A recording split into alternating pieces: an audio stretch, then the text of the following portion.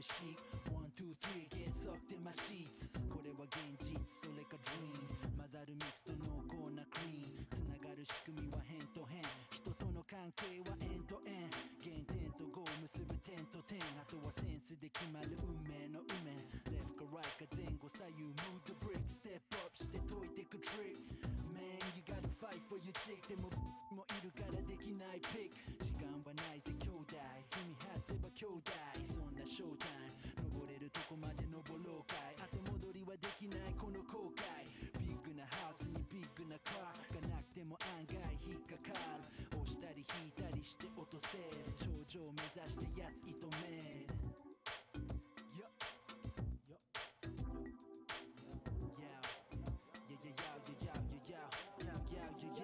ライフは結局バブルじゃん弾けるまで要は夢見がちじゃん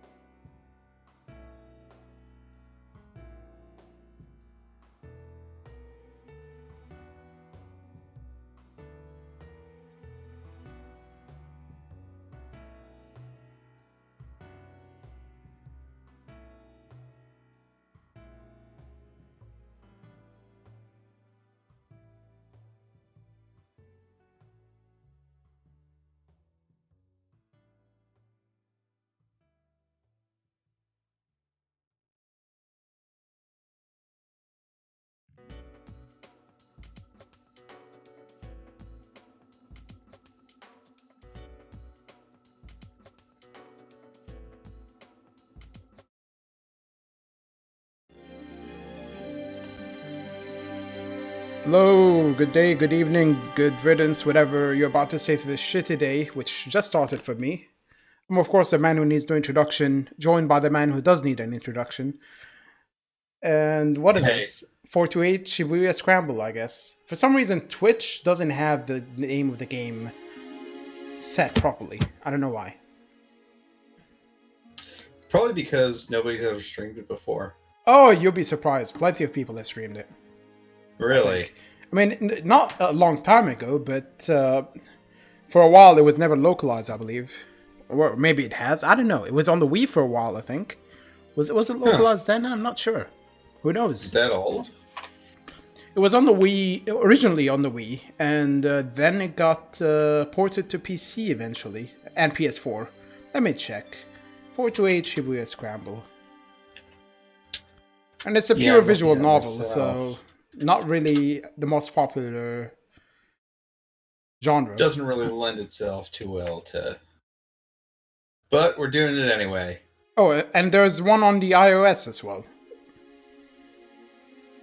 Yeah, Huh, on the so. Wii, it was released in Japan only, I think. Yep. PS3 Japan Yeah. only, PSP Japan only, iOS and Android Japan only, and PlayStation it only 3. came out on PS4 and Windows Looks in like 2018. 2018. Yep. It actually came out here on PS4 and Windows a couple days before it came out in Japan. Yeah. I guess they want to throw the dog a bone or something. I don't know. I guess.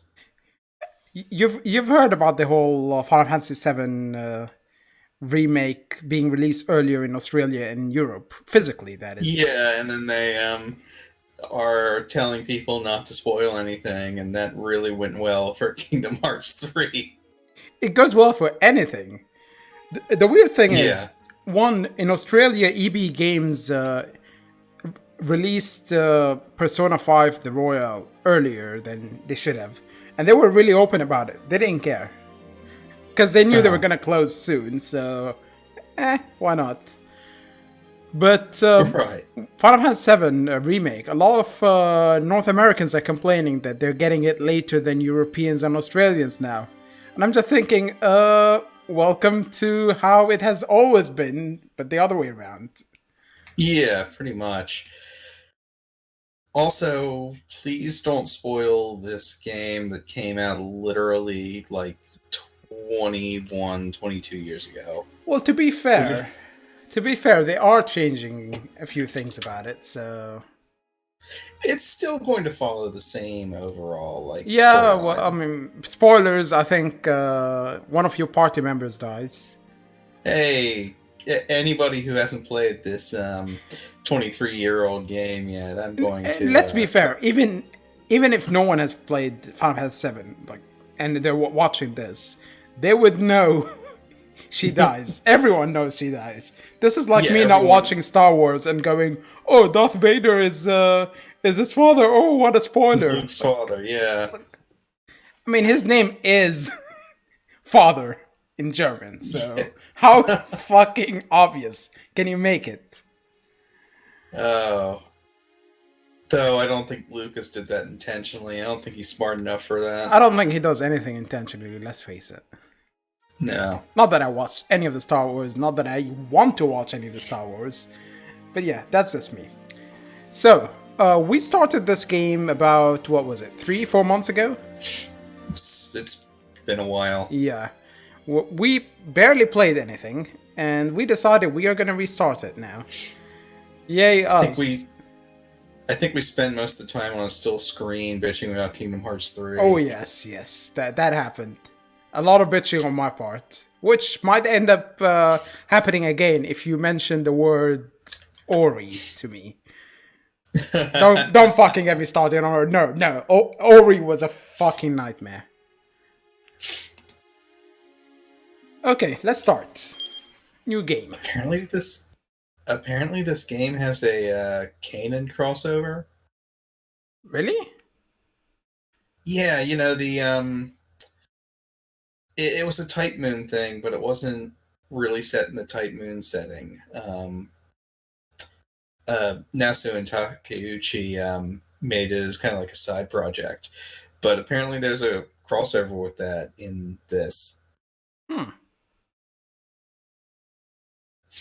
They came out around the same time, so I can actually kind of believe it.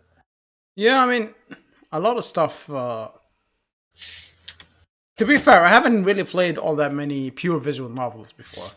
I played some of Steins Gate, but kind of lost interest, just like I lose interest in any game I'm playing. But usually the only visual novels I play are ones where they have some kind of other element of gameplay. Like whether it's the Zero Escape games with the puzzles, or the Phoenix Wright with the evidence and searching, even though it's extremely basic gameplay. Yeah. I've read Tsukihime and Fate Stay Night, but that's about it as far as pure visual novels go, unless you count like Disco Elysium or Planescape Torment. Funny you should mention Disco Elysium. Someone bought it for me, someone I know from Twitch, and they have been pushing me to try it. And I keep thinking, yeah, I'll try it. Then I think about how sore my throat is going to be when I stream it, and I decide maybe not now. Just a lot of dialogue, but it's really good. Yeah, I heard it's extremely good. And I've been told I will like it, so... You probably would like it, actually. Then again, I've been told I will like things like The Last of Us, and ever heard my opinion on The Last of Us? You don't want to hear it. Yeah. Well, there's a difference there. Disco Elysium is actually good. Well, good thing we don't have that many people watching, because if we do, we are going to get burned at the stake. Pretty much. Alright. Let's override this save file. It says 5 hours, but trust me, what we played was... We didn't. It was like 20 minutes of actual gameplay. It was like 7 hours on voice, but not even an hour of proper gameplay. Yeah, let's restart this. Overwrite existing data. Let's do it. Yeah. You want the guide? So this is actually a prequel to Kanan. Oh, is it? Yeah. Maybe if we finish it, we can play the other one. Not today, obviously. It's not going to happen today. Well, the other one's an anime. But... Well, yeah, we can't stream anime, I think. Then again... I mean, we could, but I doubt... Twitch would like it very much. It's okay. All we really have to do is have a dog sniff our crotch, and we'll be good. Right. You have a dog. I don't have a dog, so that'll be on you. Pretty much. All right, guide to gameplay. Yeah, let's do it again. I don't remember anything about this game. Actually, I started this game twice before. Once with you, and once about a year ago. My mother had a surgery, and she was stuck at home, and I was with her for a bit. And we started the game together, and I made it just as far as I did with you, so... So about 20 minutes in. Yep. Oh shit, Nasu actually wrote some of this.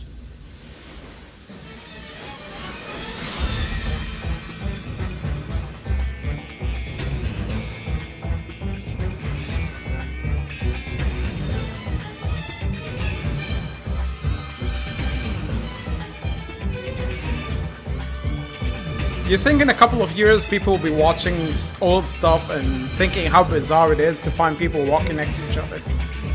Oh yeah, definitely.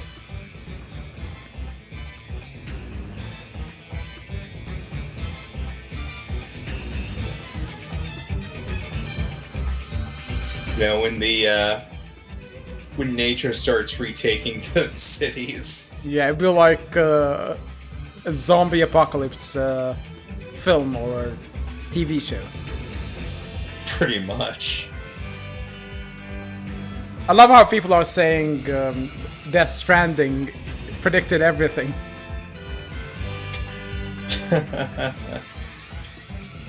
It's like, people rely on deliveries. Oh, how far-fetched is that? And well, let's be honest, Death Stranding was a bit topical even before all this shit. Well, to be fair, any Kojima work would be topical considering how much nonsense and irrelevant stuff he shoves into his games. So there is always going to be something relevant. Yeah.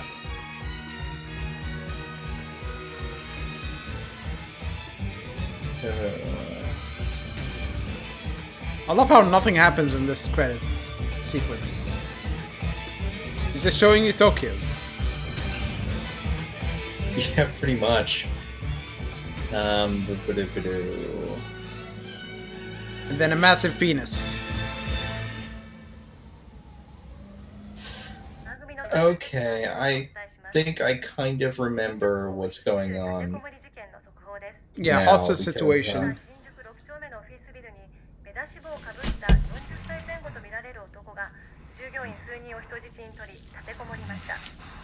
その後数時間経った今も男は会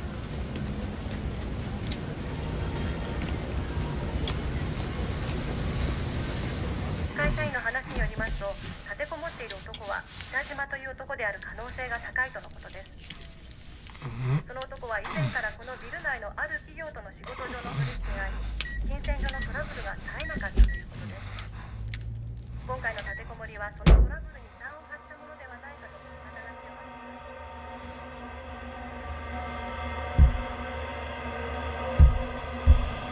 Oh my god, it's a girl that walked upside down.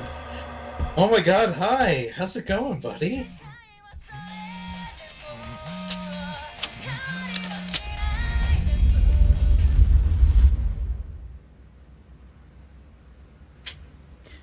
They zoomed out way too far for that explosion.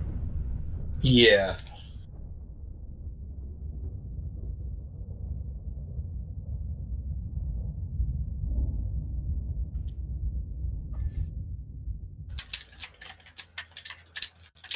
Oh, Shibuya's story is ours to tell.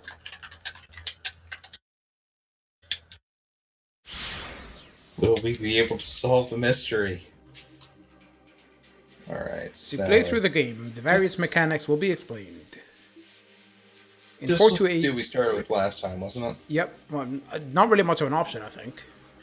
In 428, you follow the stories of multiple protagonists at once. Your decisions impact their experiences as you read the story. What does the day hold in store? Their fate is in your hands. Hopefully, you can see them all through to the end. Hopefully. Underline that word. To start, you have two characters, Shinya Kano and Achi Endo. Let's begin by checking out Kano's story. Yeah, if I go left here, it's locked out.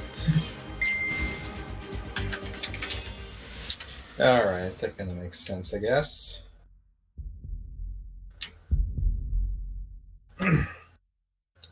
Just 2 more minutes to go. Do you want to read or should I? Why don't you do it? Pardon? Why don't you do it? Okay. I will do it then. My throat... Well, I have a third of a bottle of water. Let's not be inaccurate here. So we'll be fine.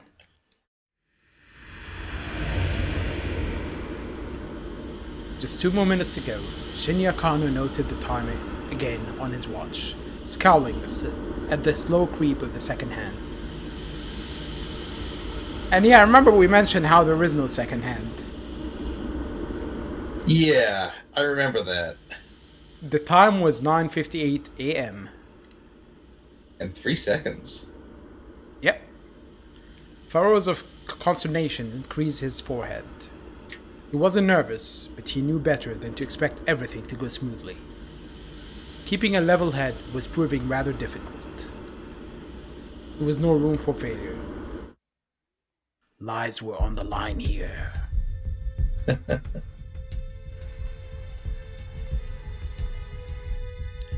He eyed his surroundings.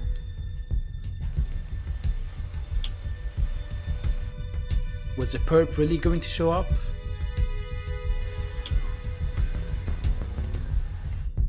When?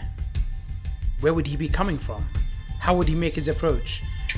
Surely when you do like transfer of money in a hostage situation or kidnapping, wouldn't you decide on the time?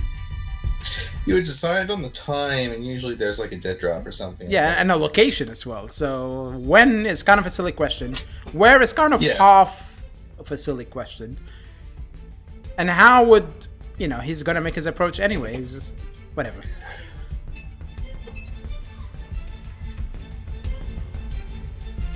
The Shibuya Scramble was as packed as ever. From what I hear now in Japan, it's not really... There isn't any real social distancing going on.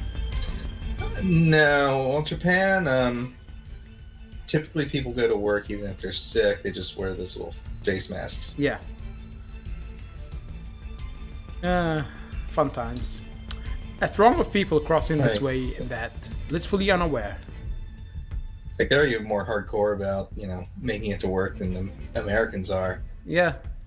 And they have slightly more of a safety net than the US. Yeah, well, everywhere in the world has a bit Yeah. more of a safety net than the U.S. You have to be hardcore, not casual. Who relies on safety nets, right? Yeah, absolutely. If you can't work or if something causes a shutdown like this, then everybody should just die for the economy. Yeah, it's That's your what the it's president your says. fault. It's your fault. Yes.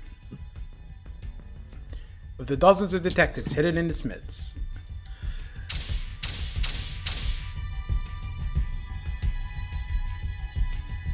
Alright, another minute and a half. Dramatically posing with his watch. Kano glanced down at his watch yet again. A mere 30 seconds had passed. Are we there yet? Detective Kano had been with the enforcement arm of Shibuya's criminal affairs section for a year now, but he had never been part of an operation this big before. That guy looks just like a young Hideo Kojima. No, you know who really reminds me of Hideo Kojima? Oh, yeah? You haven't played Yakuza 5, but there is a prison warden who looks just like him, to me. That's what I hear, actually. Are we sure he's not actually played by Hideo Kojima? I don't think so, no. I remember every time I mention it, somebody was like, no, it doesn't look like him. Then I remember that I have facial blindness and my opinion is really irrelevant here. Fair enough.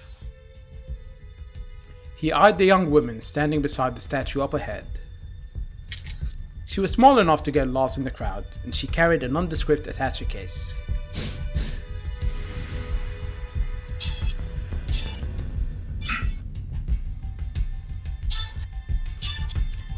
How did they record these scenes? Were they telling people, oh, just stand there, it's gonna be 2 seconds if you're just standing there, and it's gonna be a video. Why a video? I don't know, it's a video. I don't know. I think Japan's just used to people taking these shots in crowded areas. Would be hilarious if she wasn't actually consulted about this.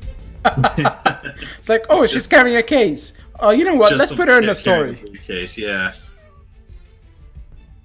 Hitomi Osawa, age 19. The case in her hands contained a full 50 million yen in cash. Looks Yesterday. like, I don't know if you know this, but all this is stock footage.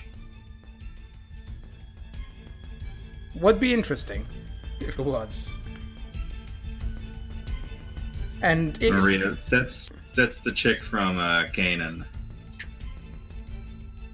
maybe I should watch it at some point. Maybe, being a big word there. Yeah, I mean, that was done by Type Moon, and this part of this was written by Nasu, so expect large, droning chunks of exposition. Oh, I've played enough Japanese games to know about exposition. Heck, I played Metal Gear Solid. Okay, so Nasu goes crazy with it. crazy with it. Crazy with it. Yesterday, her twin sister Maria had been kidnapped. This was a ransom payment. The culprit had called Hitomi last night at home, referring to her by name and telling her to wait by the statue of Hachiko in Shibuya. It was almost time, but nothing. Of course, if I remember right, Maria was actually blonde in the anime, so... Okay. The fuck? 30 seconds have passed, just like the stream. Yeah. Multiply that by 10, and then change it from seconds to minutes. Kano was staring fixedly at the second hand on his watch when a homeless man sitting on the sidewalk murmured just loud enough for him to hear. This will be your voice. Knock yourself out. Come on, Kano, quit looking at your watch so much. What if the kidnapper sees you? Kano tried to look nonchalant as he lifted his eyes, but the scruffy character continued. You're too nervous. Just relax already. As the homeless man touched his groin and stared at Kano's eyes. What is he doing? A Louis C.K.? No. Let's get this right. It's Louis C.K. is showing, not touching. No, I'm pretty sure he was jerking off in front of those women. Yeah, he was showing and touching himself, not touching others. There's a huge difference. Okay, so we're saying that this guy's in the process of molesting Kano. Yeah. Okay. You're the one acting suspicious, Sasayama. Kano frowned. Why would some homeless guy be talking to me? Yuji Sasayama was a senior officer of the Shibuya Precinct's Criminal Affairs Division, 5 years older than Kano. Some words and phrases in the text appear in blue. These are called tips. Press square to underline a tip and then press X. Just a tip. This will let you read some extra info relating to that word or phrase. There are tips containing general knowledge and ones that are 4 to 8 specific. These are marked with magnifying glasses and a 4 to 8 respectively. Alright. Where is the mark? I don't see the mark here. Maybe it's in the codex entry. Yeah, there's the 428. Yeah, top left. There. Official name Shibuya Central Precinct, responsible for safety of approximately 200,000 people in 32 neighborhoods, and then they decide to list every fucking neighborhood. No thanks. He always went a little overboard with the disguises. It doesn't really seem that bad.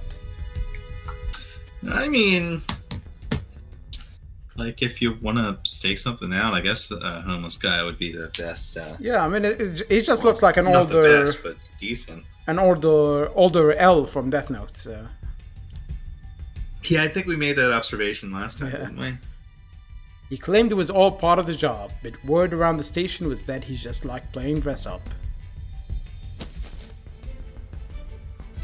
Hey, pal, spare some change. Sasayama lurched to his feet and shuffled in close to Kano. Hey, knock that off. Fittingly for the part, Sasayama breathed pretty badly. Well, ain't so suspicious now, huh? He clung to Kano with mock camaraderie, despite the younger man's attempt to pull away. Come on, Sasayama, cut it out. Sasayama's blithe confidence rattled Kano's nerves. Of course, there was a good reason for that confidence. This was Kano and Sasayama's jurisdiction. I don't need to We know what a jurisdiction is. But they were positioned a good distance from where the handoff was to take place. The statue of Hachiku was surrounded by elite investigators from one of HQ's special investigation teams. Sometimes 2 or more tips will appear on a single screen. Press square repeatedly to change which words are underlined. Highlight the tip you wish to read. Then well, press the statue of Hachiko is pretty self-explanatory, but I want to know what HQ means. Yeah, that's what I was thinking as well. It seems like an extremely important thing. All right. He refers to the Metropolitan Police Department, the Tokyo police section responsible for managing 101 precincts within the city. Japan's largest police organization, in addition to policing Tokyo, it has various other duties and authorities for maintaining public order in the capital. As soon as I read the word metropolitan, I remembered something back in the day when I first went to the UK as a student. and they were doing stuff for like international students and so on. And the guy was giving. They gave us a course called Aspects of British Culture and History. Of course, it was not biased at all. Of course not. And one of the guys teaching kept. He would always say something and go, "Oh, you know what this is, yeah? Like Metropolitan, you know what this is, yeah?" And at one point, I got so fed up, and I just nodded. And was like, "Okay, can you explain what it is then?" And I just looked at him like, I didn't say a word. I just stared at him, and he just stared at me for like a whole minute, and then he just turned around. He would say things like, "Oh, men were usually the breadwinners. You know what a bread is, yeah?" What the fuck is wrong with you? What the fuck? He had issues. Sounds like he has issues. But yeah, I just stared at him, and he really couldn't say much. It was really awkward for him, and I didn't care. I can imagine. Well, the only thing to do there is to just make it more awkward for him. Yeah. Which is what I usually did in stand-up comedy. Usually I would start the set by just staring at people without saying a single word. And it's always like, oh, people clap when you get on stage, and then they just stay quiet, and it's awkward for a bit, no laughter, no nothing, and then one person starts laughing, and then it starts spreading. Yeah. Kano and his partner were just there to provide backup. The kidnapper attempted to flee. Look, just try to relax. We'll be fine. Sasayama gave him a wink.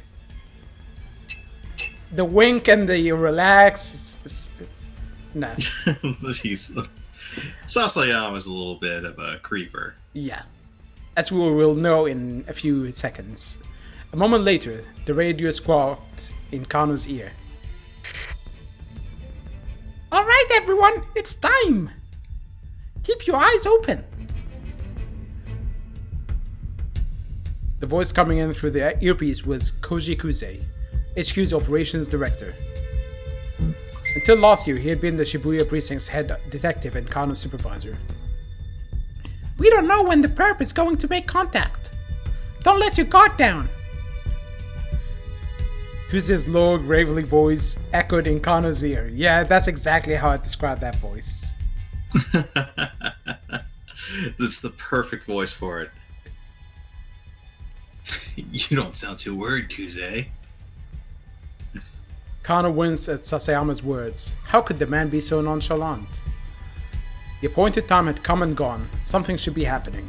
The time has come, and so have I. I'll laugh last because he came to die. I'm gonna jizz in your right eye. I can keep going if you want, but...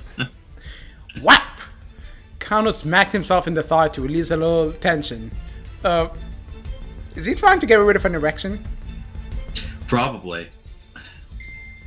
The sound was louder than he had intended. Though the suit hid his muscular physique, it did little to dampen the noise. This reminds me of those who highlight how some men write women, and they focus too much on physical aspects. Tits. Yeah, tits, thighs, and yeah, this just reminded me of that. The muscular physique. Why? He needed to stay focused. And to be honest, looking at this guy they chose, I wouldn't think muscular physique is one of the things I would use to describe it. No, it's not.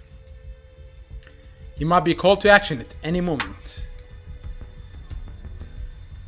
The department handled abduction cases according to a certain standard investigation procedure. Was it an attempt to extort money, or was the motive something personal? The answer to that question determined how they deal with a criminal. And based on the investigation team's initial findings this time around, they probably weren't dealing with a professional kidnapper. Gasp. Still, in all likelihood, it was someone with quite a long rap sheet.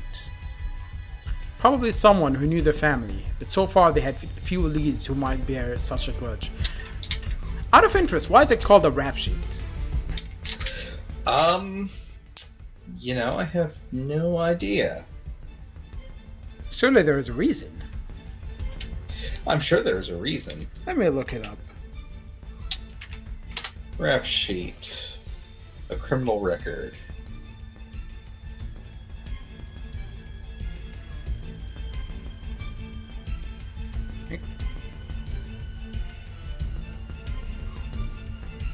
What RAP stands for Record of Arrests and Prosecutions. A rap sheet is a record of an individual's criminal history. Then why is it like capitalized as an acronym? If it's capitalized, or if it's an acronym, it should be capitalized. Yeah, but it's not. But it might be one of those where they come up with the acronym later on. Yeah, it probably is. Some people are saying some incorrectly believe this use is from an acronym for records of arrests and prosecutions. It is a backronym, not the origin of rap. Then what the fuck is the origin?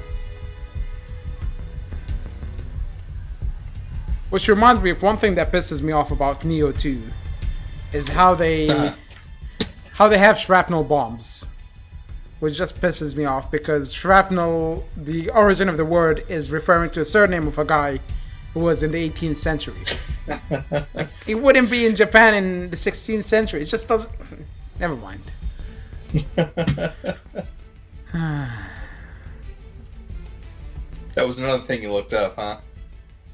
No, I mean, it was really odd. When I saw it during the alpha, it was just... Why?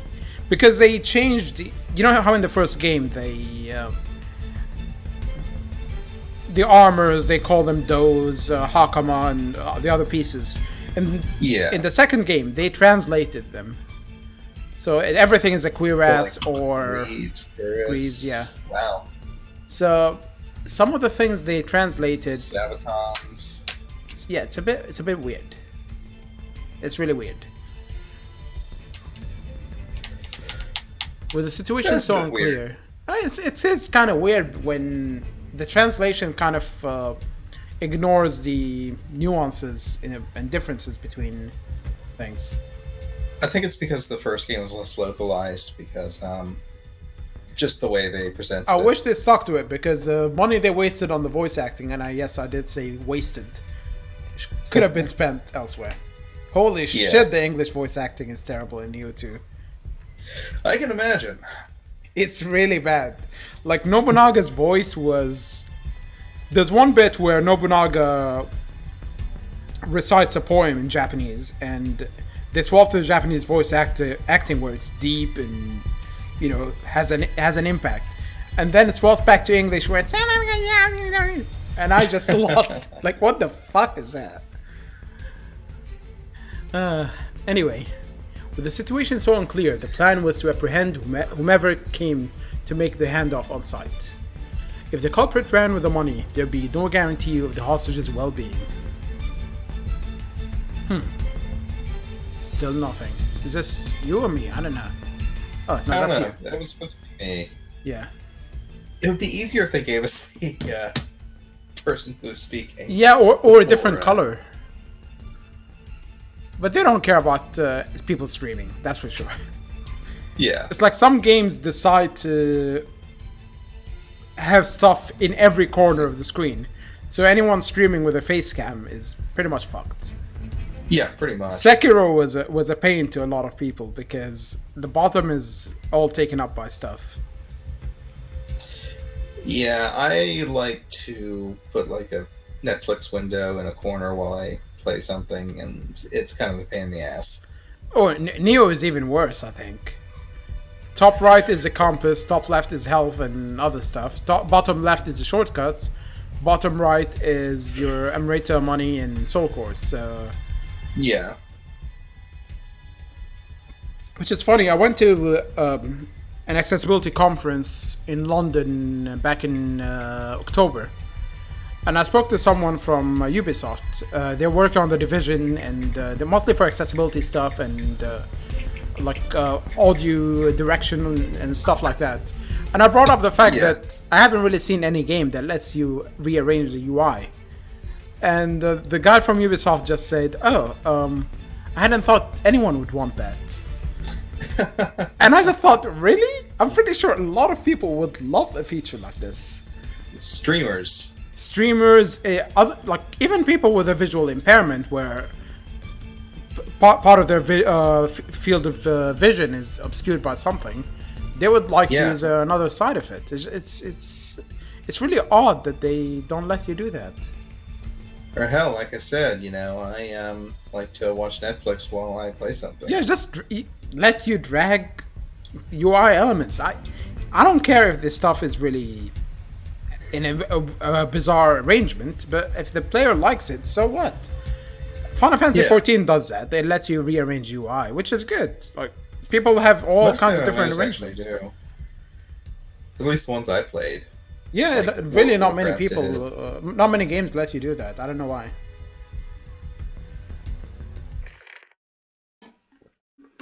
There he is! He's here!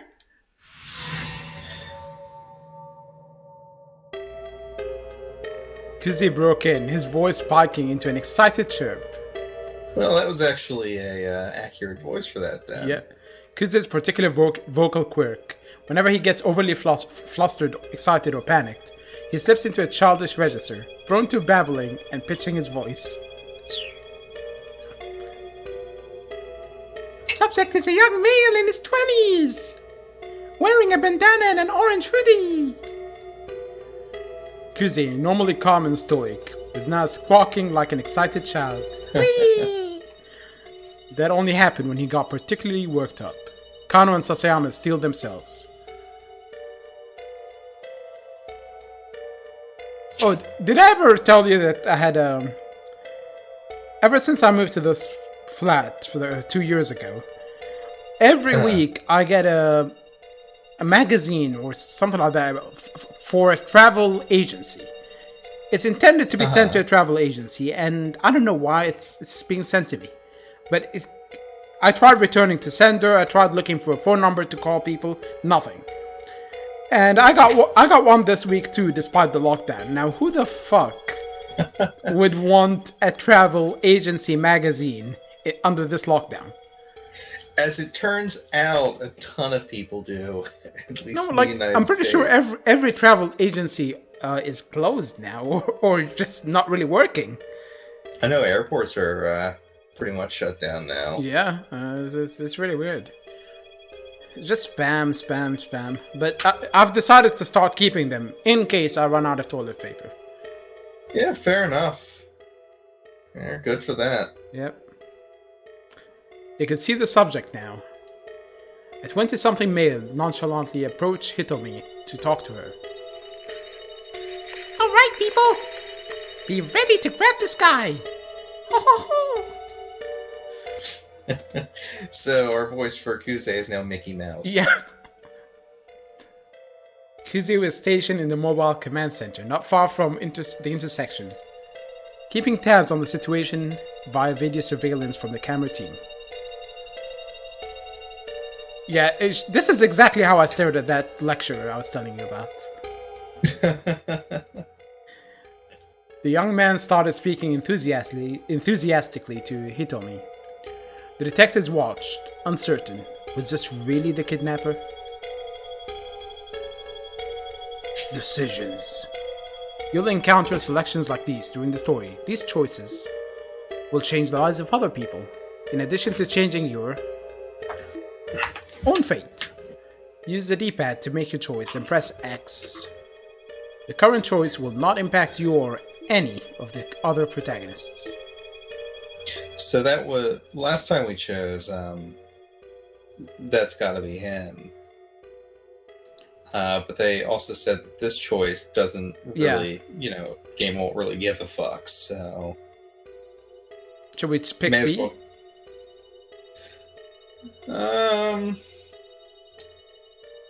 Yeah, let's do B this time. The situation still wasn't entirely clear. He needed to get a better look at things. The newcomer held a bundle of letter-sized paper, which he showed to Hitomi as he went on talking. Yeah, this is why I mentioned the travel agency thing. Not out of the blue, but I just saw he had holding flyers and shit. He tried to hand her one of the papers, but she pointedly ignored him.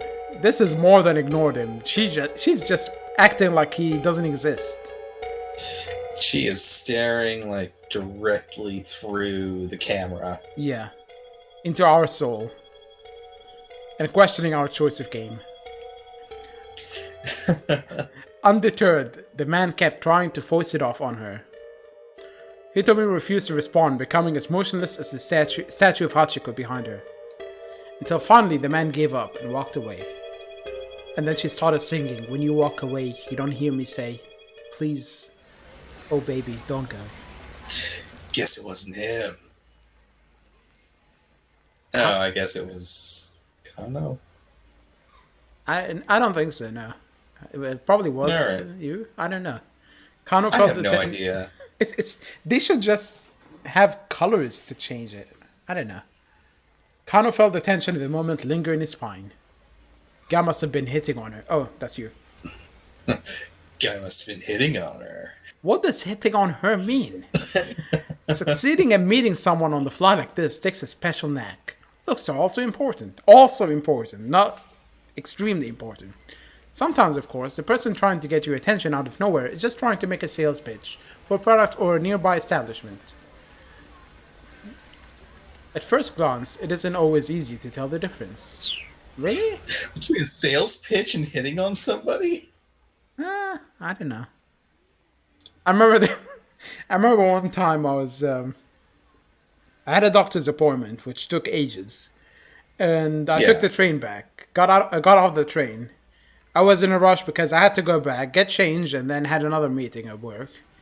And I was stopped by someone who decided it's the perfect time to tell. She was with a charity, and she decided it's the perfect time to tell me about female genital mutilation. Yeah, and I'm like, yeah, okay, I know what female genital mutilation. Yes, I do. Yes, yeah. No, I don't think it should happen. Stop talking about it. Yeah, it's like, and then I said, okay, could you give me some flyers or something that tells me about the charity? And then she goes, oh no, I don't have anything. So she just wanted to come up and tell you about that. Yeah, and it's a great conversation starter. It's a hell of a conversation starter. Yep.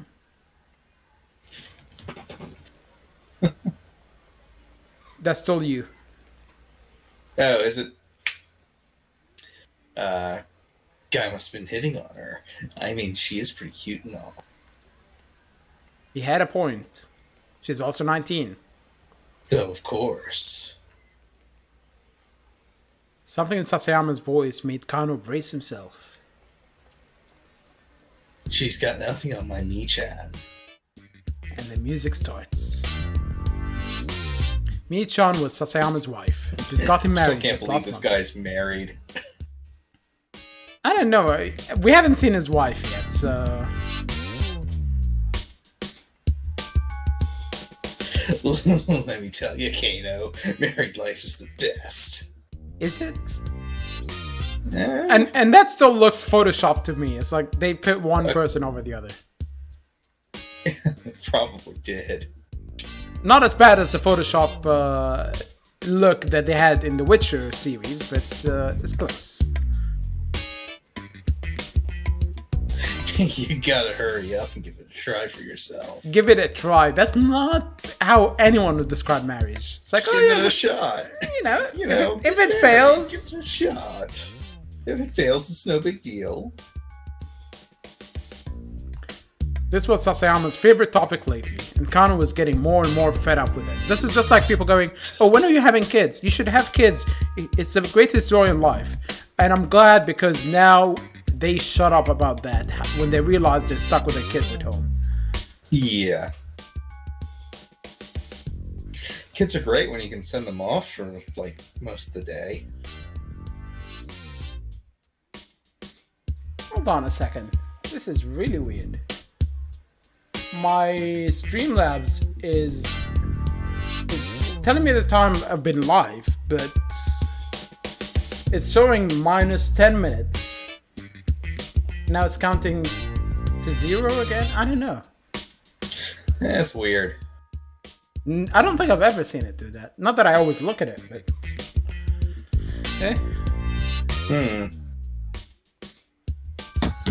Sasayama, come on. Just knock it off, okay? The phrase had become a common refrain of his since the department partnered them. Fine, fine. Let's talk about your girlfriend then. Huh? Now? You can't be serious. Sasayama leaned in close again. What's she like? We are not having this conversation. Kano muttered, looking away. Aw, come on. Sasayama set his hand on Kano's chest. That does not look like he set his hands on his chest. He's certainly setting his hand way lower.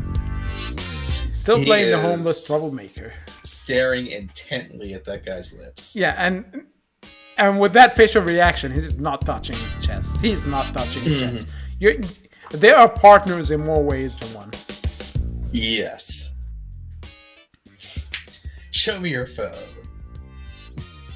Let me see your lock screen. If this was me, they would look at my lock screen and it's just the default one because I'm too lazy to change it. Mine is... It's difficult to explain. Yeah, I think mine is one of the default ones. Which got... Heck, it's not even it's one picture. It just swaps between pictures every time I look at the screen, so...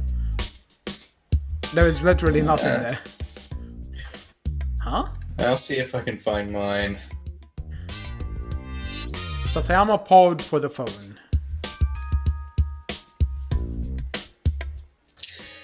You got a picture of your girl on your lock screen, yeah?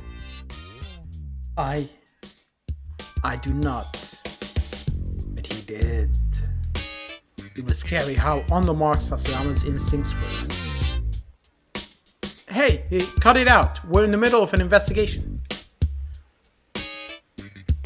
I am investigating. Sasayama chuckled as he plucked the phone from Kano's pocket.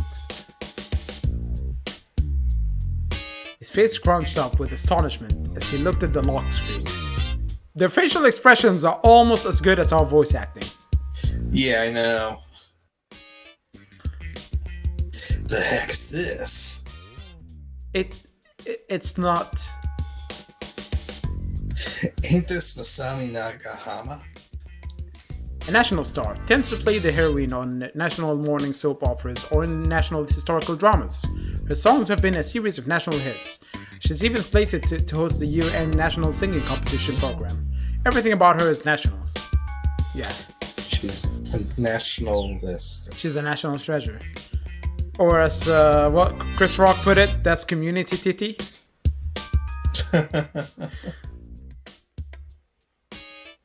Kano realized he had to bite the bullet. No, that's my girlfriend. Her name's Rumi, and she's... Sasayama cut him off. You're telling me that this ain't Masami Nagahama, the famous actress? Because this right here is Masami Nagahama. Why do you have to mention the full name every single time?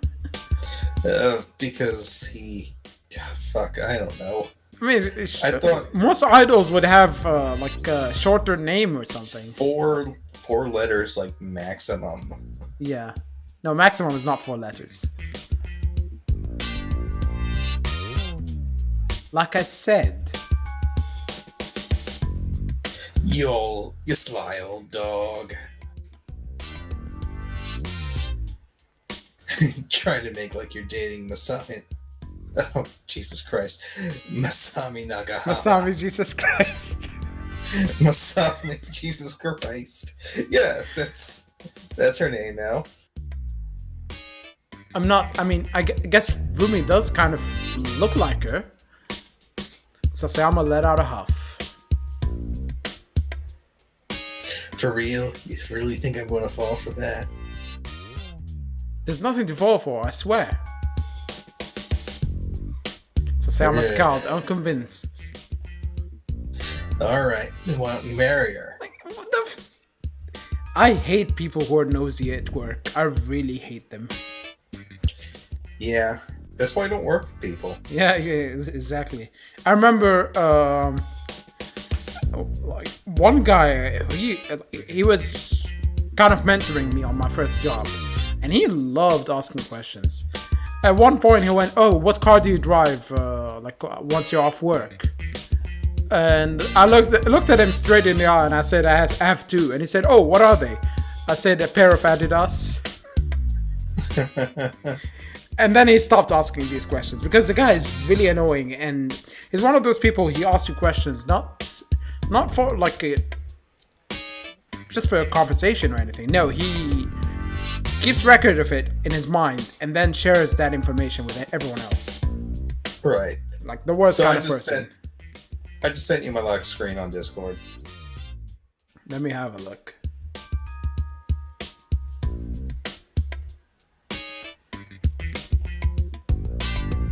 Ah, this one. Yeah, it seems very easy to explain. I think it's very easy to explain. It's like, yeah, pretty much. Yeah, that was the easiest thing to explain. Or do the Joe Biden. It's like there's a building and they're screaming, "Look, what's important here is..."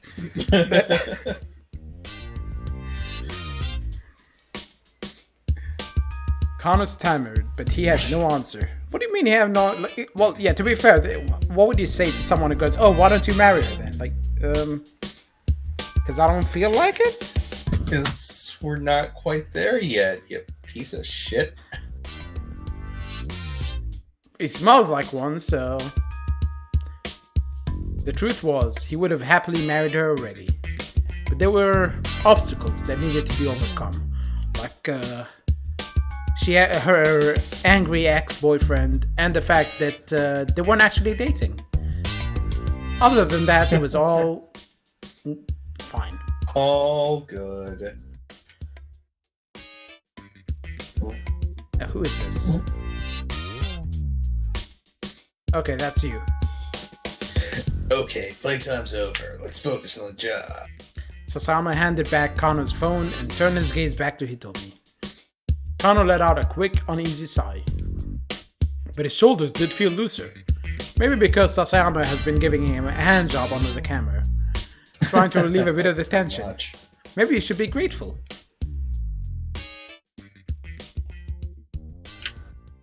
By now, several minutes had passed since the guy with the papers had gone away. He peered at Hitomi, and the strain on her face was visible. In addition to the weight of the case itself, the 5,000, 10,000 yen bills it held weighed close to 6 kilos. Okay, hang on. I'm going to do some math here. 5,000 times 10,000. So she had 50 million yen. Mm-hmm.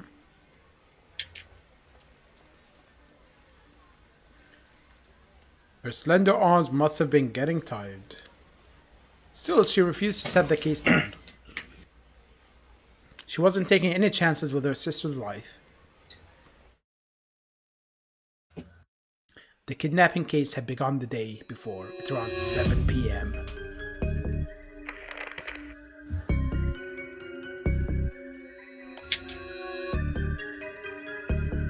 Hold on. Sure. What is going on with my Stream Deck?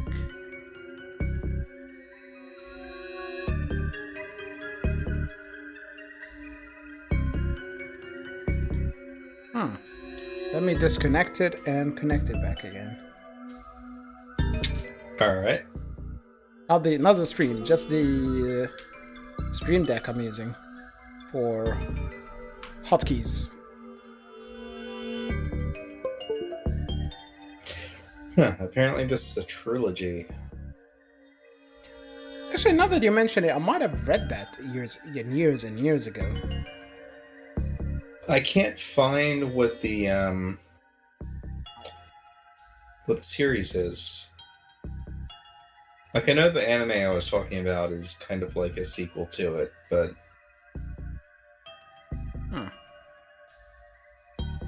Yeah, my Stream Deck is not working at all today. Huh. Which means I'm gonna have to do a... Let's see. Shall we... This is MPD Dispatch. Good enough? Yeah, that's fair. The Shibuya precinct is reporting a missing person, believed to be an abduction. Subject is Maria Osawa, a 19-year-old student of Midoriyama Academy, last seen at the LL Diner near campus. A man was allegedly seen forcing her into a car nearby. All officers in the vicinity reported the scene at once. The LL Diner, the most Japanese restaurant you've ever heard. I mean, just like Maria is the most Japanese name you've ever heard, right?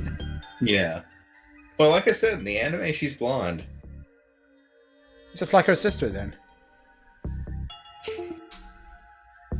Kano and Sasayama had been working a burglary case in Jingomai's 5th district when they got the call. Then again, in Japan, it's not really uncommon to have an English name for a business to try and make it seem more exotic. Yeah, that makes sense.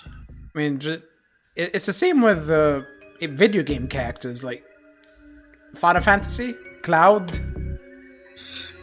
Squall, Lightning, weather-based names. Tina in Final Fantasy VI. Tina, it's like Tina. Oh, localizing. Let's change her to Terra to make her more exotic. Yeah, that was kind of weird. Yeah. Eris. I refuse to call her Aerith. I'm sorry. I mean, the names are irrelevant. It's just. I mean, come on. Aerith sounds like you're saying Eris with a lisp. I still think whoever came up with the word lisp is an asshole. It's like, hey, people who can't say this letter, let's put that letter right in the middle of that word that describes what they have. Yeah, well, the sound that they are making is basically the word. Yeah. Why? The two arrived. Yeah. I should stop reading very quick sometimes. But yeah, they I don't know why sometimes they come up with words like that. Or like, what was the phobia? Fear of the long words? That's an extremely long word. Oh, fuck. I don't remember. Fear of long words. Hello, son. How are you doing? What the fuck? Yep. What kind of monster would make that word? Yeah. I'm afraid of that word. Okay, so let me try this. Hippopotomonstrosis squipedaliophobia. Well, we are social distancing because how far away are you? I am on the east coast of the United States, and you're in Scotland. Yeah, I would say that's kind of social distancing, right? Yeah, it's more than 2 meters. Yeah, probably certainly more than 2. meters. Yeah. It's close, but 2 meters we are and keeping it change. apart. Yeah. The two arrived at the LL Diner at 7:15 p.m. At roughly the same time, several other officers showed up to secure the area, blocking off entry to nearby roadways and monitoring the surrounding establishments. Inside the restaurant, Kano and Sasayama were met by the girl who'd reported the kidnapping. It was the victim's twin sister, Hitomi.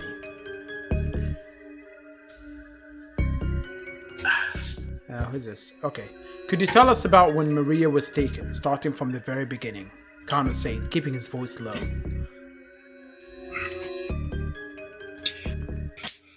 She has the exact same vacant stare that she had when she was waiting for the kidnapper. at the drop-off. I still want my damn Stream Deck because it makes life easy if I use voice mod. This is 428 Shibuya Scramble. It's a visual novel that originally was for the Wii, and then eventually got released for the PS4 and PC. With iOS somewhere in the middle. Fun fact: it also has a bonus chapter written by the guys who wrote Fate Stay Night, which I'm going to mention whenever I can because Fate Stay Night is my favorite anime. But the only Fate, I'm not sure which one it is. There's multiple series, but there's one that I watched a few episodes of, and I didn't continue it. But like a lot of series, I don't continue them. Fate's either something you really get into or you bounce off it pretty hard. Let's see. How about this voice? My sister and I, we were supposed to go to a party together today. It sounds like Hitomi by way of Brooklyn. Good enough. I don't know why my Stream Deck is acting like it's loading something and it doesn't load at all. I paid for this shit.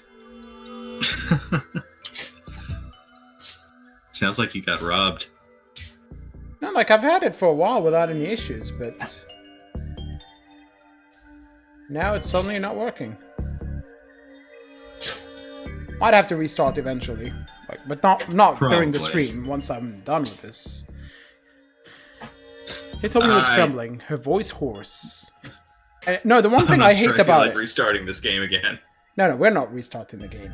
But the annoying thing about the Stream Deck is I use it to mute my microphone. I use it to swap scenes. I use it for everything. What do you mean for all the voices, all the female voices in Yakuza? I had one voice for the old lady, which was the voice for the old lady was something closer to this. Mike Wazowski.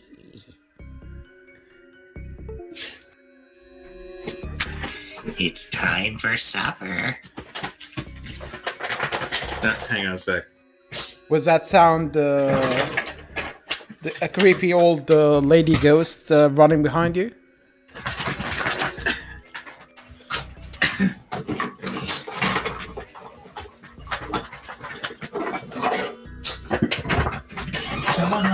Is there a murder going on over there? Blink twice if you need help.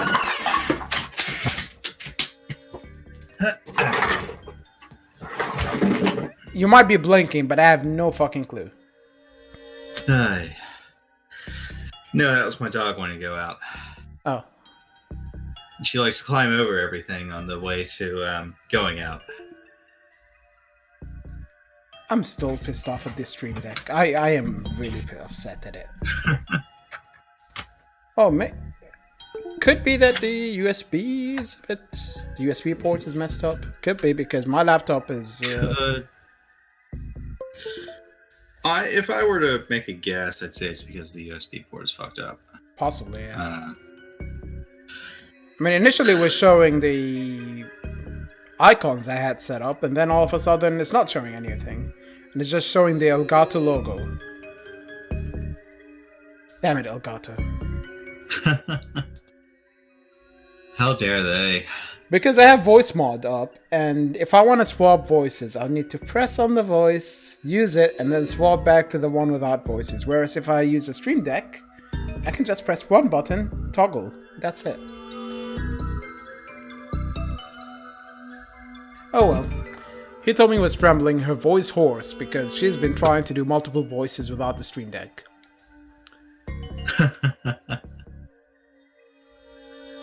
Which voice do we pick for her? The Brooklynite one. But I messed up the time. I showed up right at 7, an hour later than I was supposed to. Even though that's how I always am, and my sister keeps blaming me and says I don't care about her anymore. But I say we're still family and she should respect the fact that I arrive late to everything. And she should just shut up, and I'm the prettier sister anyway, so...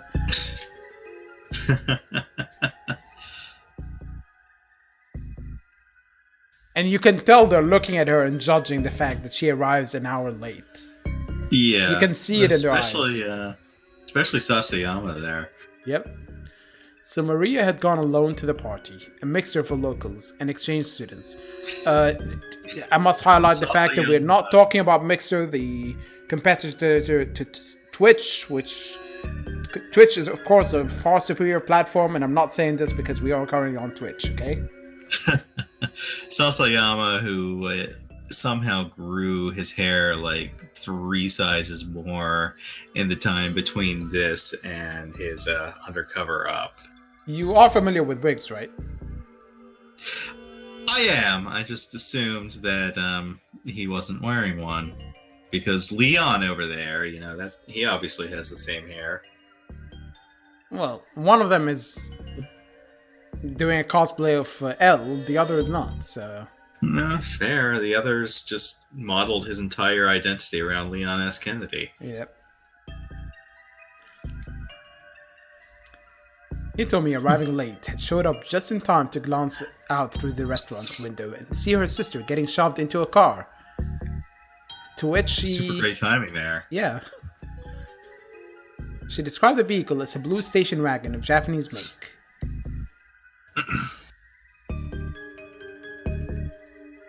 Oh god, I hate this. Why? Why would something like this happen to her? He told me he held back her tears, but she was shaking all over. Did you get a look at the kidnapper? For fuck's sake. Yes, it was a man, middle-aged. As the camera zooms out to a middle-aged guy right next to her. We found the one white guy we could find in Japan. There was another eyewitness, Leyland. We kidnapped him, ironically enough. He identified himself as a lecturer, he told me, in Maria's school. I saw too. Oh, okay, you do it. You do it. I've done Marie. You've got 2 voices. I'll take Leland. I saw too. It's like Hitomi says. I heard Hitomi cry out, and so I went to the window to look. And his Japanese was halting, as if he hadn't been in the country very long. And why is... Actually, if he's a lecturer, why is he at the mixer? So I think this is Hitomi. Ah, for fuck's sake. Unless you want more Bane voice, I can do Bane. And I think that maybe the kidnapper was working alone. No. Well, why are you zooming in on Hitomi if whatever? They like zooming in on her voice. Leland explained that he had seen the man shove Maria into the back seat, then clamber into the driver's seat. He was just being a gentleman who opened the door for her, okay? He had an accomplice. Wouldn't they have been driving? Neither Hitomi nor Leland had gotten a look at the suspect's face. Kano was interviewing others who had been on the scene looking for other potential witnesses when his phone rang. It was Yoshio Kajiwara, one of the senior detectives.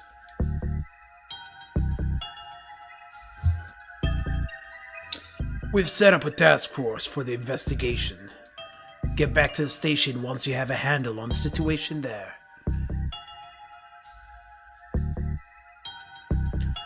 Barely half an hour had passed between the time the kidnapping was reported and the time the task force began operation. Tell me, Psych, what's a task force?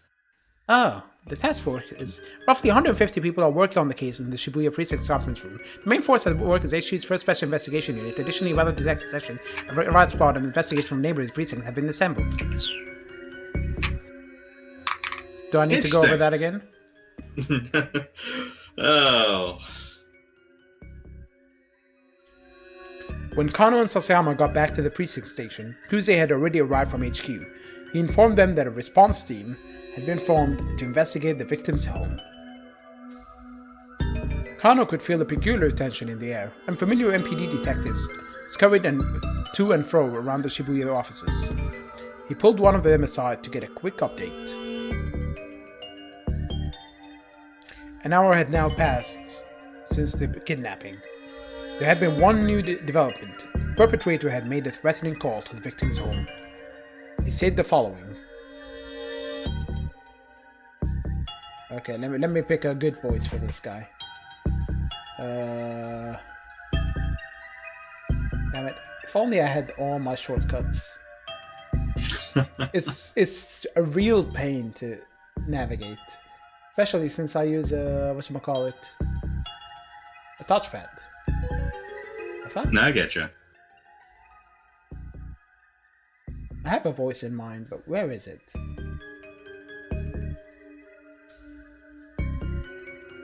Tomorrow, 10 a.m.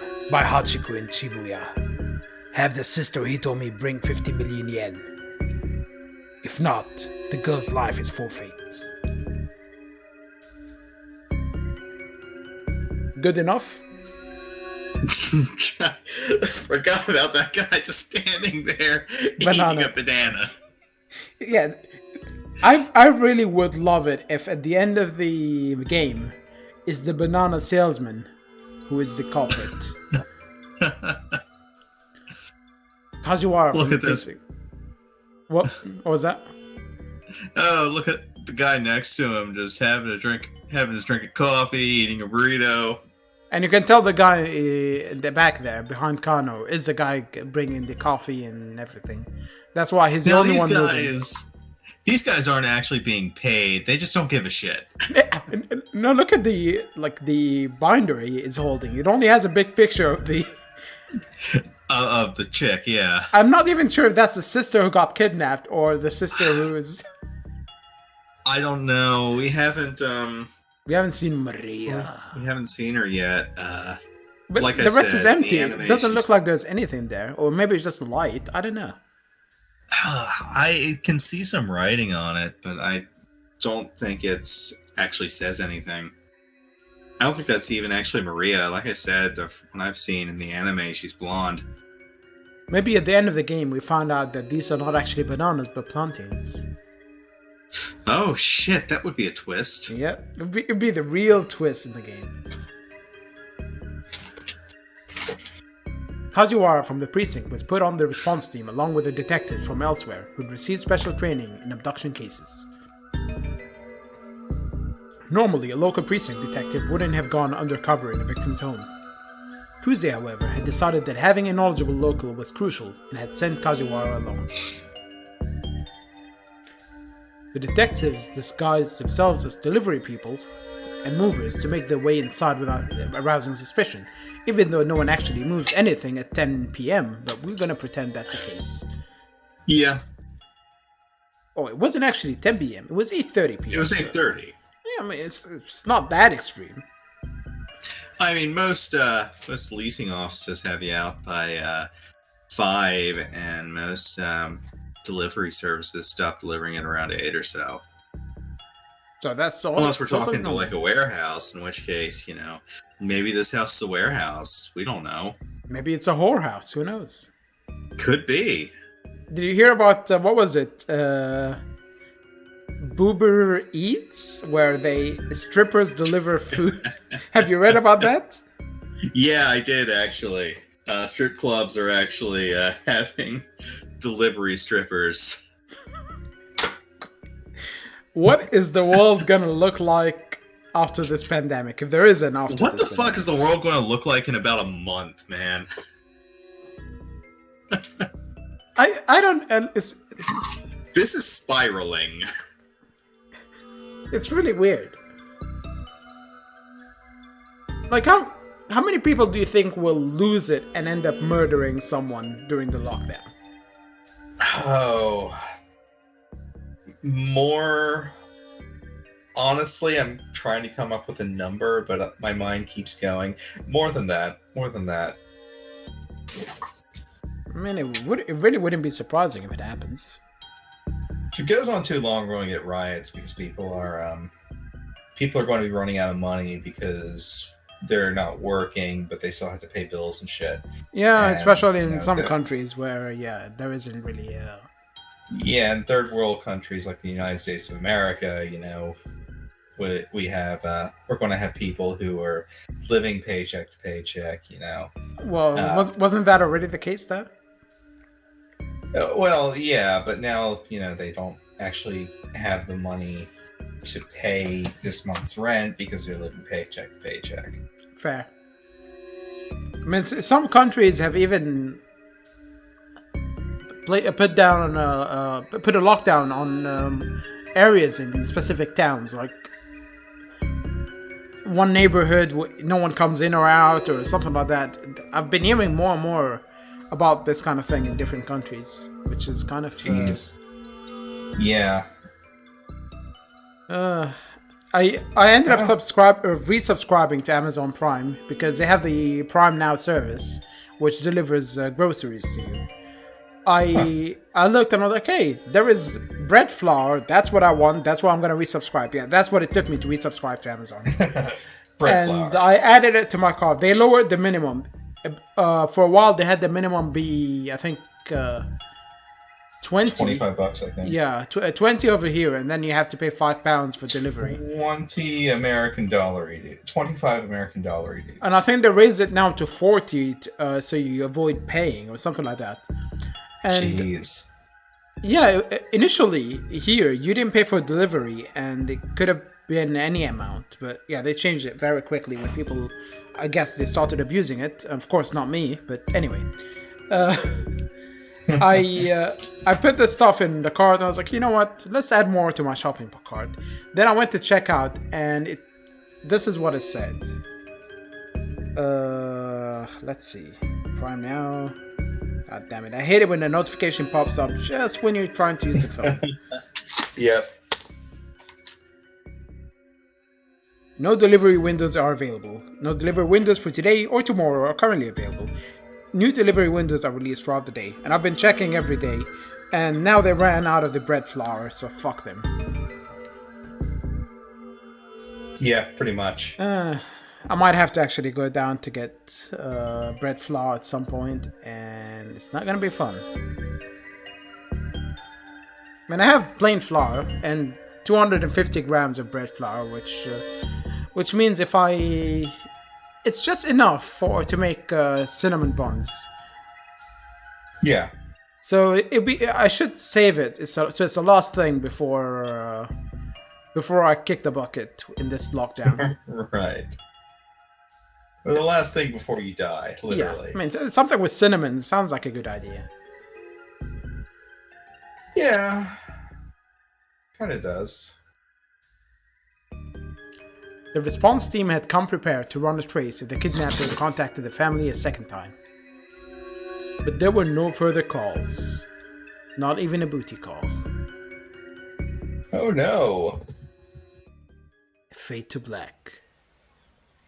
And then it's morning. Kano checked his watch again. 20 minutes had now passed since the time designated for the ransom handoff. The kidnapper had yet to appear. Crap. You think we might have spooked him already? He wondered aloud. Hey, stay calm. Sasayama scanned the passing throng. He's just playing with us. Oh my. Why did this guy even pick this place? Kano voiced a question he had been asking himself ever since he had heard the kidnapper's demands. Sasayama shrugged. Figure he must want to blend in with the crowd, nab the money, and disappear before anyone knows he's here. That would be my guess. In that case, why not pick Shinjuku or Ginza? The big crowd didn't just benefit the kidnapper after all. It also allowed the police to use a sea of people to conceal their own operation.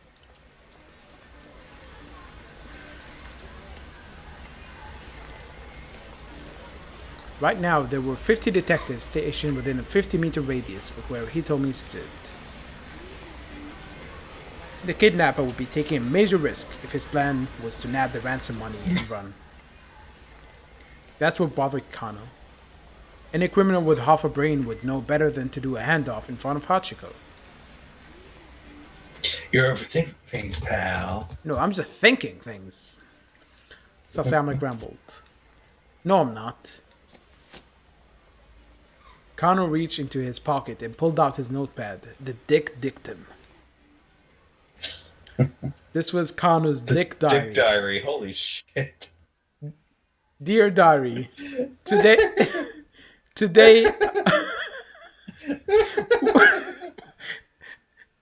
I like how he went the extra effort and even has dick veins on the Dick Diary. Yeah. I was going to say it looked like the Necronomicon until I read the word Dick Diary. The Dick Diary. What would somebody put in the Dick Diary? It's the little black book for an escort, of course. I don't know. Like, it could be. No idea. I have no idea what somebody would put in a Dick Diary. Dicks. Like, would they? Maybe they examine penises throughout the day and then record any notable incidents that.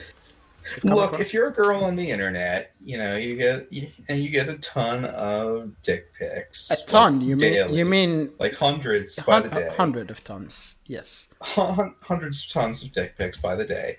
Well, you need a place to keep them all, of course. So, you make a dick diary, and then you put all the pictures of dicks that guys send you into that dick diary.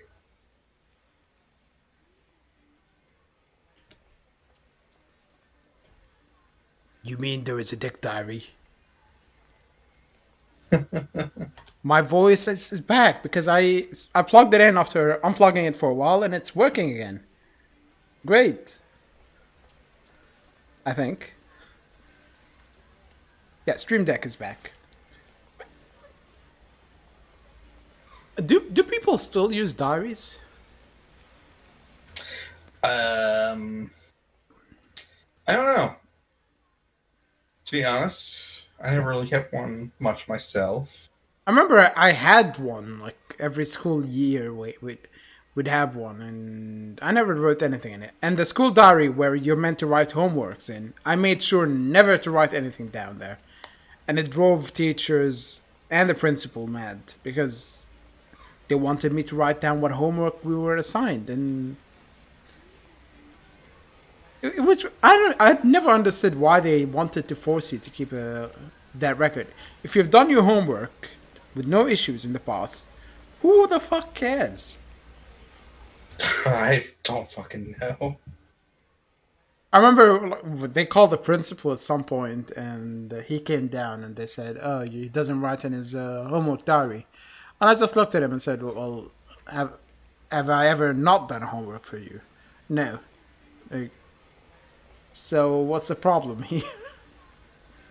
Like, sure, they might do a check on students' diaries, but if that happens, they can pull any diary from one of the other students. It doesn't have to be mine. So yeah. Anyway, Sasayama rolled his eyes. Why is somebody talking about school diaries now? That thing again? Your dick diary? Kano ignored him, flipping through the notepad pages, where his dick Really, diary man, mentioned dick all diary. the different erections he had throughout his life. Aha, here it is.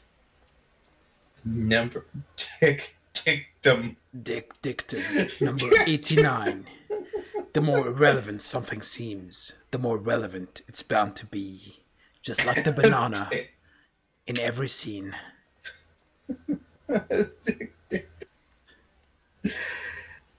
It was a favorite saying of Kyuzo Tateno, an assistant inspector king from the dick. Shibuya precinct. Tateno was what was the the Olympics guy Dick Pound. Dick Pound. That's right. People were laughing at his name, and then the discussion about delaying the Olympics happened, and then his name was in the news again. It was just Dick Pound. Yeah. Did his parents really hate him that much? Probably. I mean, at that point, you should just have your kids taken away from you. Oh, maybe, yeah. I remember there was one comic here in Glasgow. Her name was Aldi's, which is also a supermarket chain. And Yeah. people were like, "Oh, why did they name me that?" It's like, no, they named me after a place in Iceland. There's a place in Iceland and supermarket, and I was like, "Are you sure that's not because the supermarket was where you were conceived?" And then she had that look on her face where she was really thinking about whether that was really the reason or not. Aldi's is also a chain in America. Probably the same chain as the Icelandic one. Yeah, probably. There is a chain here called Iceland that sells a lot of frozen stuff. And they actually copyrighted things. So even Iceland, the country, cannot label products with Iceland. It's just fucking ridiculous. Ridiculous. Copyright law has gotten out of hand. Yeah. I think we should burn all the patent offices. I remember it was when I did a lot of music back in the day. We would look at classical music and go, okay, I hope this guy has been dead for 70 years now, just so that everything's in the public domain, and usually is. Some cases not really, but it was really odd. Hoping somebody is dead, and not recently dead, like dead for decades, is the strangest wish that you could have for someone. Yeah, absolutely.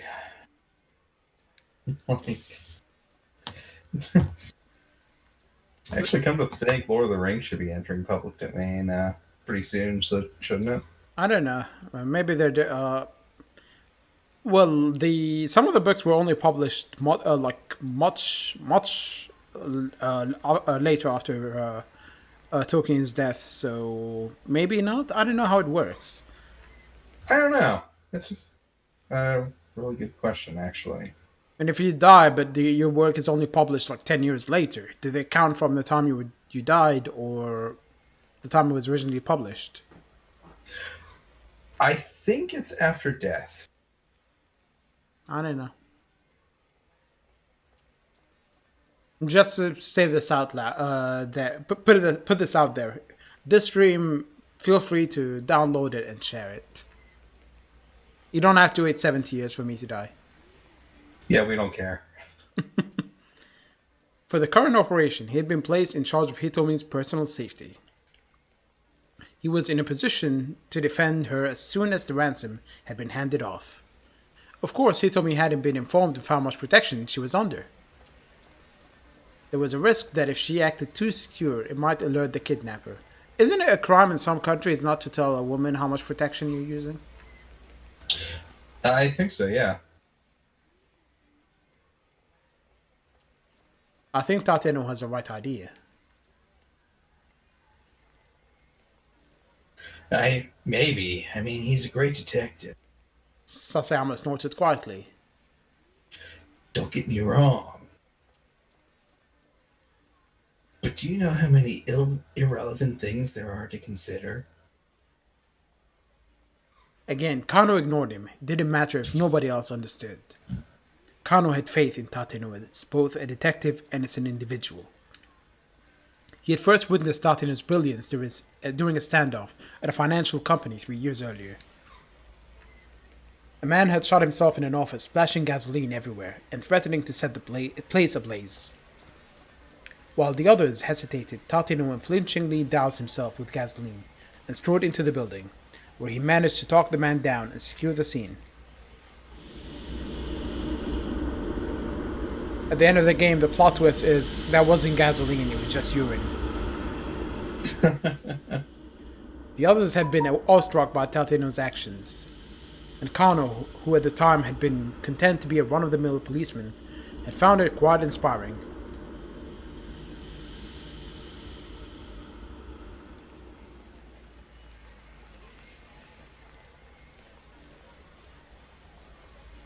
Who is this? This, I think, yeah, Sasayama. Still, you know, Sasayama murmured under his breath. as great detective as Tateno is, it's not like anyone else in the world has ever heard of him. I suppose not, Kano said. So? Only time anyone ever hears a cop's name is if he's caught up in some scandal or is killed in line of duty. He's eating a banana, too. Yeah, the banana is I was telling you, it's a banana salesman. I mean, doesn't really seem fair, does it? I just remember Didi Mega Dude. See, that was a cop who died, and her name was known as Didi Mega Dude now. Oh, wow. That thing is just hilarious.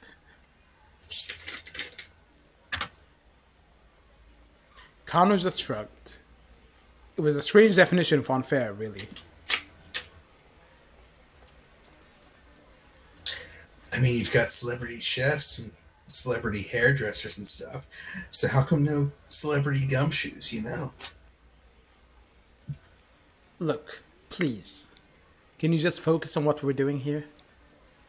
Kano rubbed his eyes. Don't touch your eyes, guys. Wash your hands first. God, that's not proper etiquette. Then turned his attention back to Hitomi.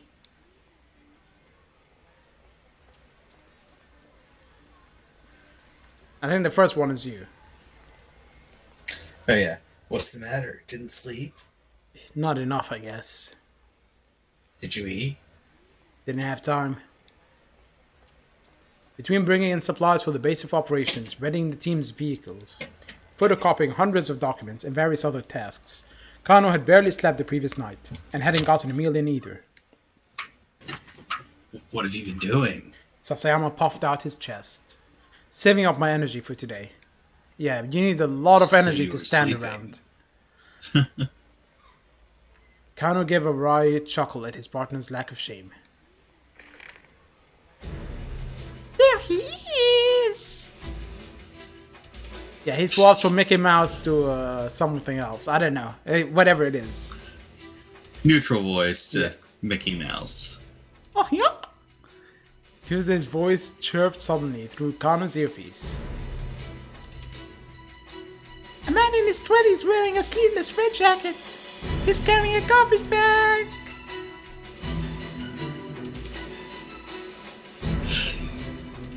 A young man had emerged from the crowd about 15 feet from where Hitomi was standing. He strode toward her, a sinister look on his face. He didn't match Hitomi's description, but Kano felt a jolt of nerves all the same. Maybe the kidnapper had hired some young street punk to snatch the ransom payment.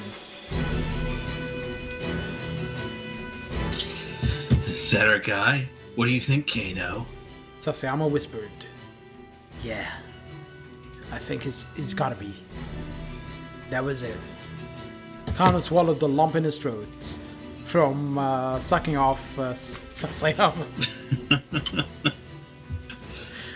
He bent his knees, ready to act fast. Blood rushed to his leg muscles, banishing the stiffness that had begun to take hold. Could this be the culprit? Or perhaps... The young man tried to snatch the briefcase from Hitomi, but she clung to it with desperate strength. It was him. The detectives rushed in. Whoa, hey, what the hell?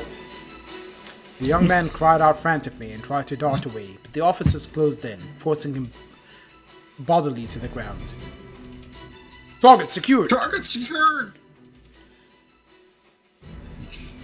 Oh jeez, I think we've got another suspect on the scene! He's taking the ransom! Kuze's hysterics made Kano spin around. Sure enough, a foreign-looking man was sprinting away, dash case in hand. Another foreign man. It's the foreigners. The mob of detectives scrambled to pursue. Before Kano could react, most of them had run off, leaving him to look after the original suspect.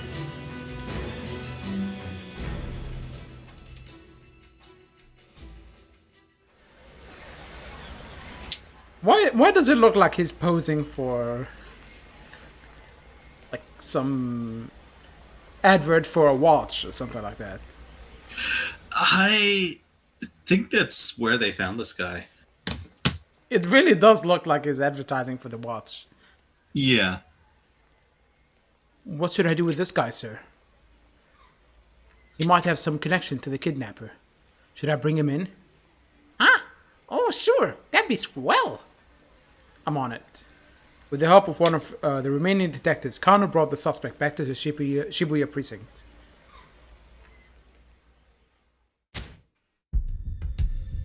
Look, how many times do we have to go through this?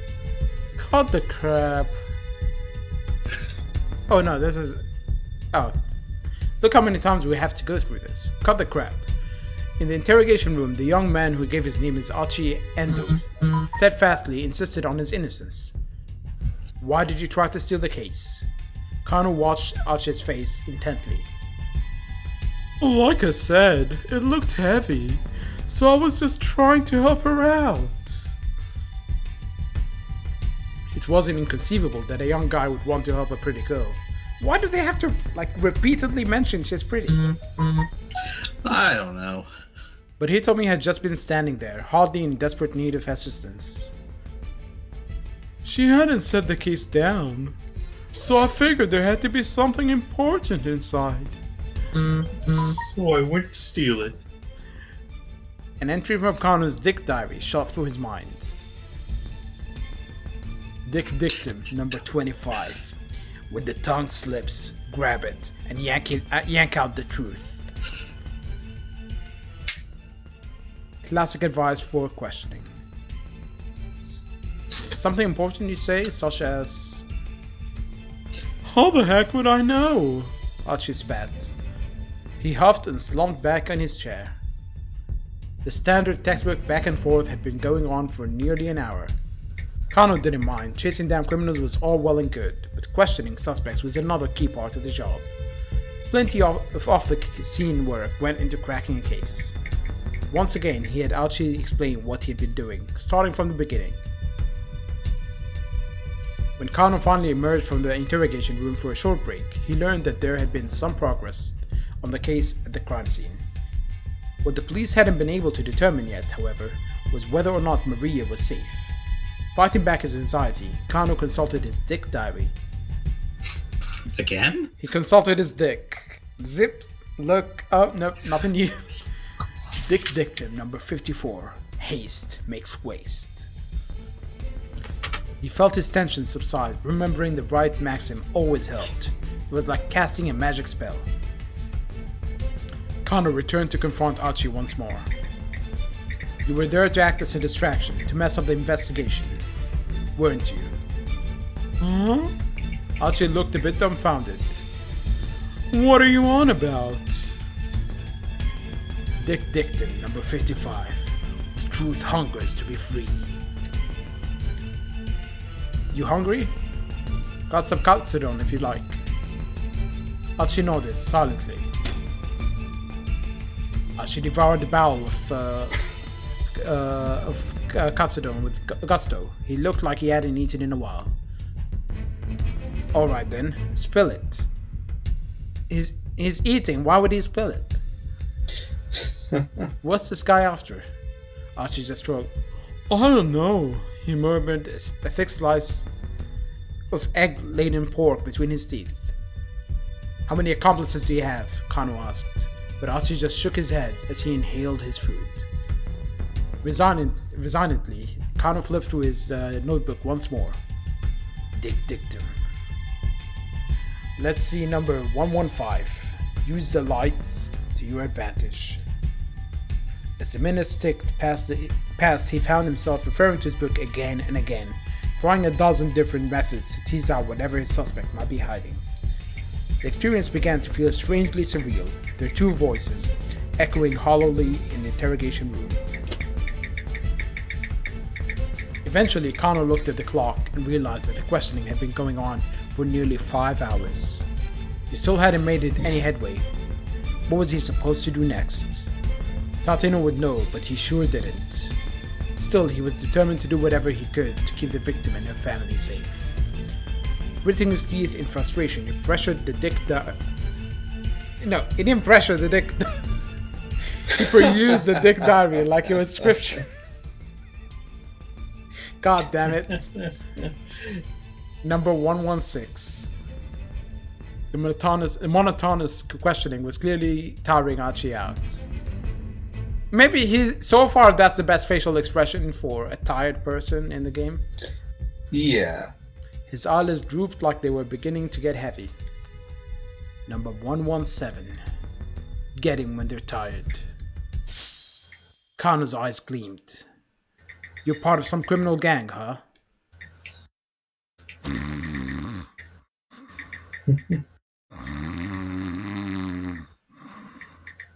Archie's head slumped forward heavily.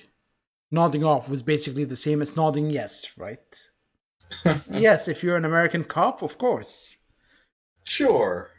Mr. And Kuze. apparently a Japanese one, because I mean, here we go. It's a line of work that attracts that kind of people. Yeah. Mr. Kuze, I did it. Why does he look like a little 5-year-old child who's happy he finally scored a goal in football? Remember, it's a squirk. The young guy we grabbed from the handoff site, he finally confessed to the crime. What? What are you talking about? Kuze laughed in disbelief. We're just about to apprehend the mastermind here. Huh? Kano clutched his cell phone, dumbstruck. Listen, why don't you, Look, just wait there at HQ, okay? No, it can't be.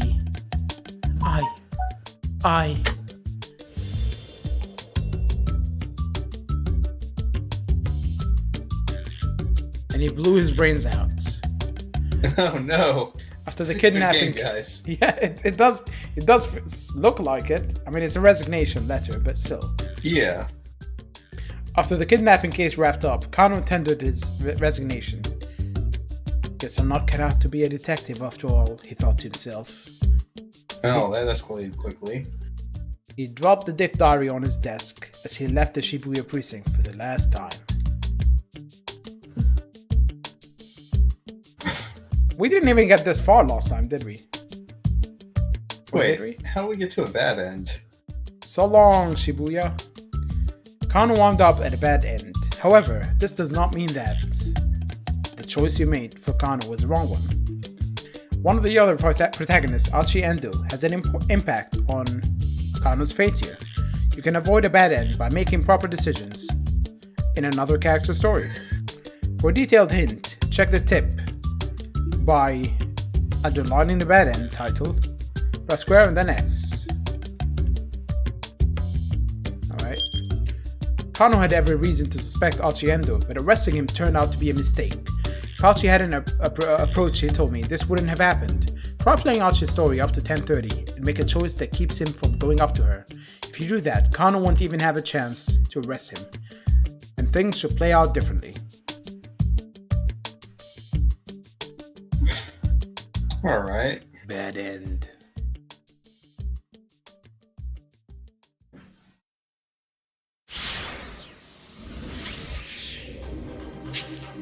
You can now select Achi Endo from one of the other protagonists.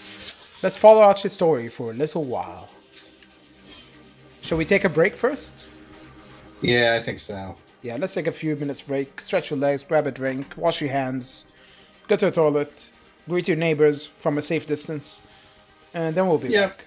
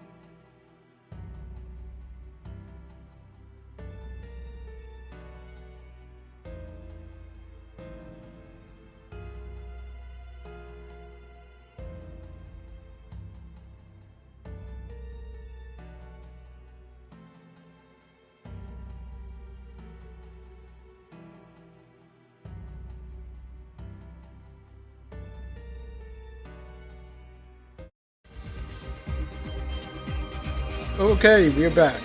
And we have another protagonist now. I decided to... I have a throat spray that I bought a couple of weeks back, and I decided to use it. Because if I don't use it now, when am I going to use it? How's it working out? It's okay. It's made by Strepsils. So, it's fine. It's not too bad. I'm not really feeling that much different yet, but we'll see.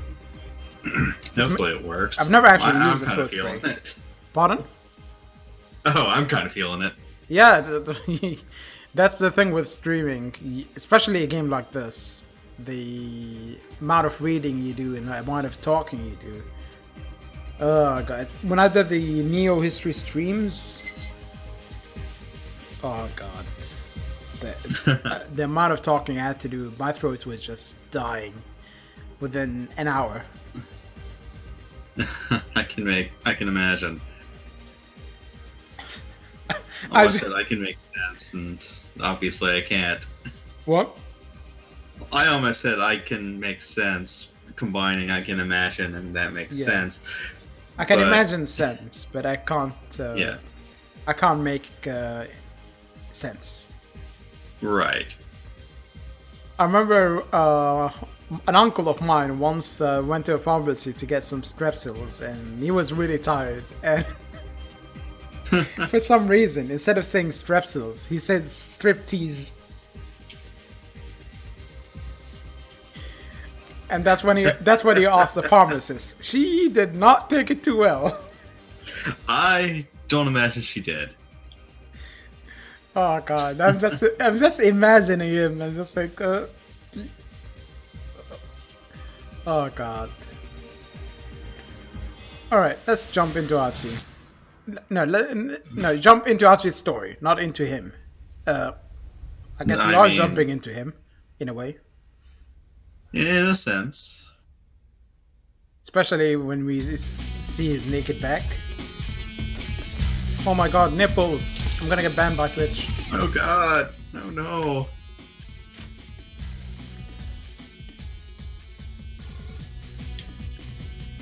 Archie Endo called out at the door to his father's room. Okay, I'm heading out. Well, I don't know why I picked this voice for him, but I did. Yeah, what's his fucking name? Room guy. Which room guy? You're tearing me apart here. Tommy Wiseau. Oh, hi, Mark. Yeah, tell me why so. Anyway, how's your sex life? How's your sex life? Sure. His father sounded unconcerned. He didn't even open the door. Sure you don't want me to stay here in the shop? It's not like we're gonna get any customers. Archie grimaced. Yeah, I guess not.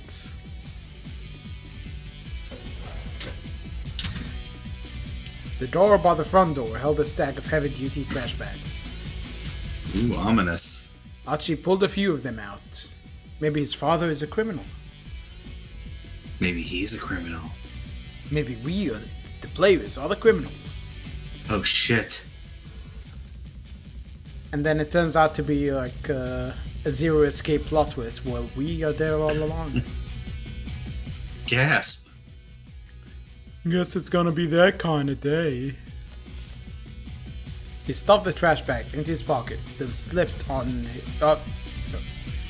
his favorite pair of sneakers. I read it as slipped on some. The entryway to Archie's home also led into the family's shop. Why are the shoes moving on their own? Why are they not attached to anything else? I have no idea. Various pieces of electronics were piled up like so much junk in a tiny retail space. The slightest bump brought the risk of an avalanche. Archie wove his way through the gaps in the appliances like a spelunker exploring a cave. From Shibuya Station, if you make your way past the 109 building, then up through Dogenzaka, you will come across an old shopping district. Nestled in its outskirts is Endo Electronics, a the same place it's been for decades. Within its dimly lit interior, you will find rows of wares all caked in dust. At a glance, you might well assume the place was closed. Is that his mother, his sister, I'm guessing his mother. a mom and pop place? Oh, I guess, yeah, it is a mom and pop. We heard his father, so... Like Enders couldn't compete with the big consumer chains booming through Shibuya. So far, the store had remained in business, thanks to the locals who appreciated that they made house calls to do repairs. But things weren't looking good for the future. Archie, the eldest son and nominal successor to the business, had no interest whatsoever in working there.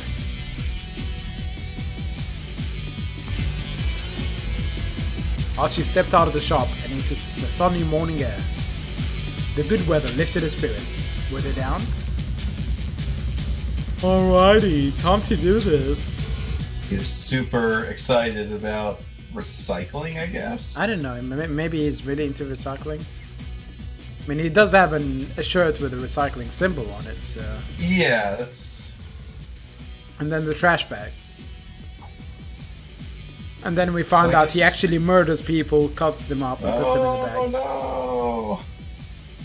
He unfurled one of the big garbage bags, which caught the wind and fluttered like a cape. I wouldn't describe a bag as a cape.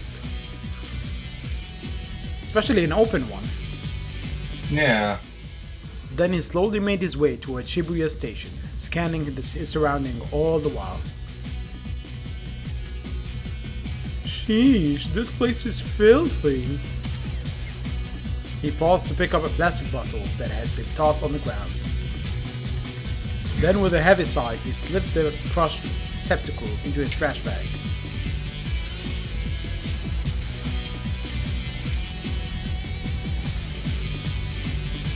He'd been picking up trash around town like this for about 6 months now. From the start of the scene, or 6 months for total? I would imagine from the start of the scene. It's gotten so that the sort of garbage most people would hardly notice stood out to him like a sore thumb. Most days he'd fill his trash bag to the top by the time he made it from his house in Dogenzaka to the train station. Today he was halfway to the station when a woman's anxious voice caught his attention. Do you want to do the woman's voice? Sure. I'm sorry. I'm in a bit of a hurry here. He looked up and saw a timid-looking woman. He can only see the back. He can't really tell if she's timid-looking.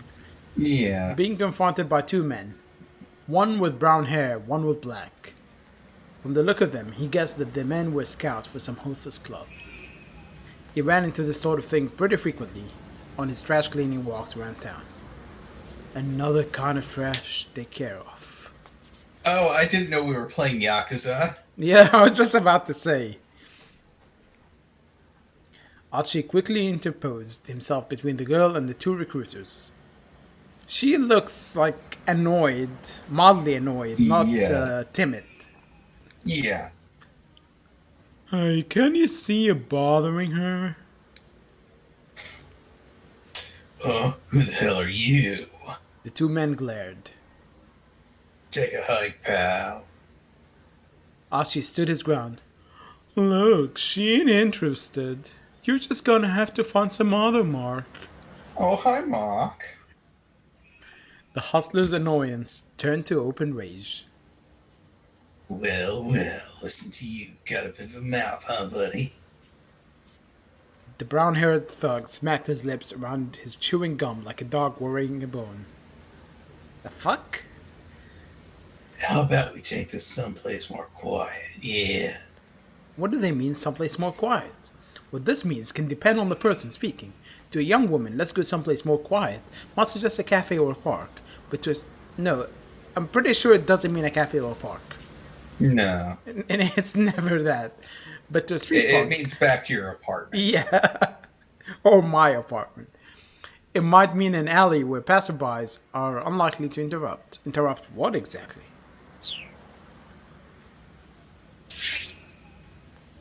The girl stood by uneasily watching the goings on.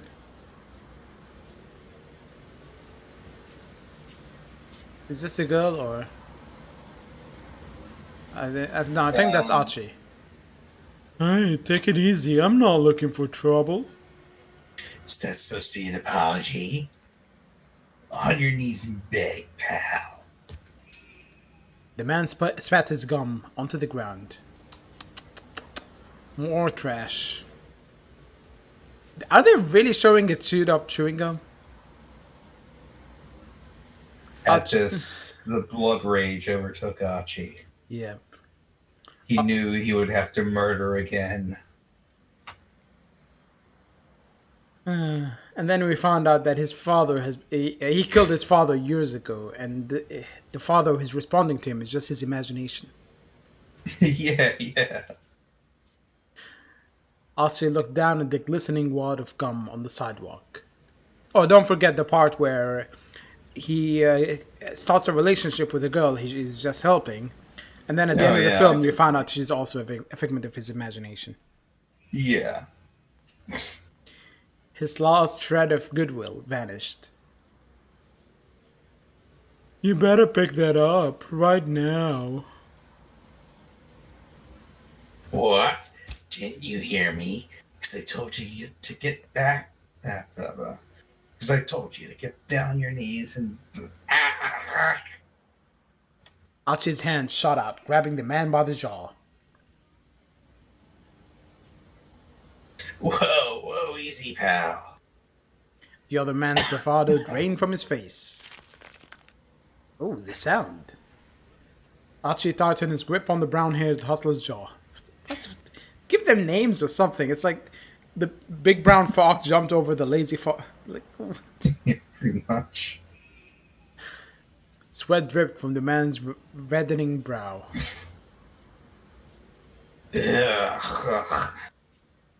Very accurate sound. The man struggled, but Archie just tightened his grip. Gum's a real pain in the ass to clean up, after it's gotten stuck to the streets, you know. I haven't stopped to consider that. Wait, are you... The other hustler's panicked eyes had fixed on Archie's chest. Gah, oh crap. That shirt, man. The guy's voice was starting to break. That's mean clean. Mean clean machine to you. A guy with a mean clean shirt. Carrying around a trash bag. That means you're... His face went pale. What? Mean clean? The other man echoed the words through his held-shut jaw, tears welling up in his eyes. Get it right, pal. Archie clenched the man's jaw harder still.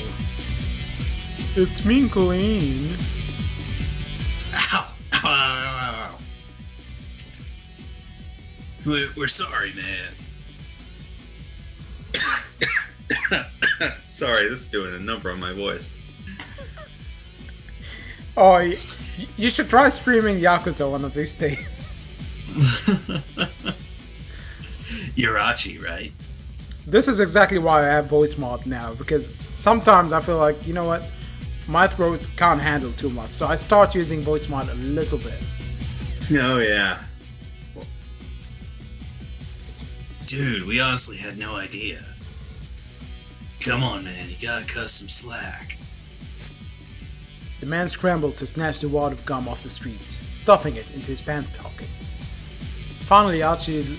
I'm trying to imagine they mean British pants and not American pants to make the scene funnier. Finally, Archie let go of his companion. The brown-haired hustler's face was twisted up with fear. Tears streamed down his cheeks. Gasping out hasty apologies, the two thugs scampered off. They went from like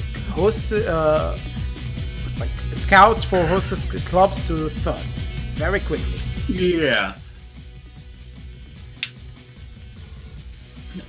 Hey, so. I think that's a girl. No. Or is it Archie? Hey, so. A shy smile came to the girl's face. Hey, what is a psych, girl What's a exactly? girl? Yoku Kakinuma, a second-year student at Midoriyama Academy's law school. These hustlers managed to corner her, that wasn't really a corner, while she was on her way to a part-time job at a cafe. There's a popular plot in trashy e-novels for the main character to fall in love with a hustler like these guys, but such things rarely happen in real life. Trashy e-novels, are they? Are they saying this is a trashy e-novel? I think they're saying this is a trashy e-novel. What have we gotten ourselves into? I don't know. It's a visual novel after all, and you know what 90% of those are. Yep.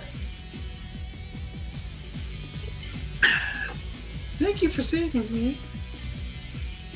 No, I apologize.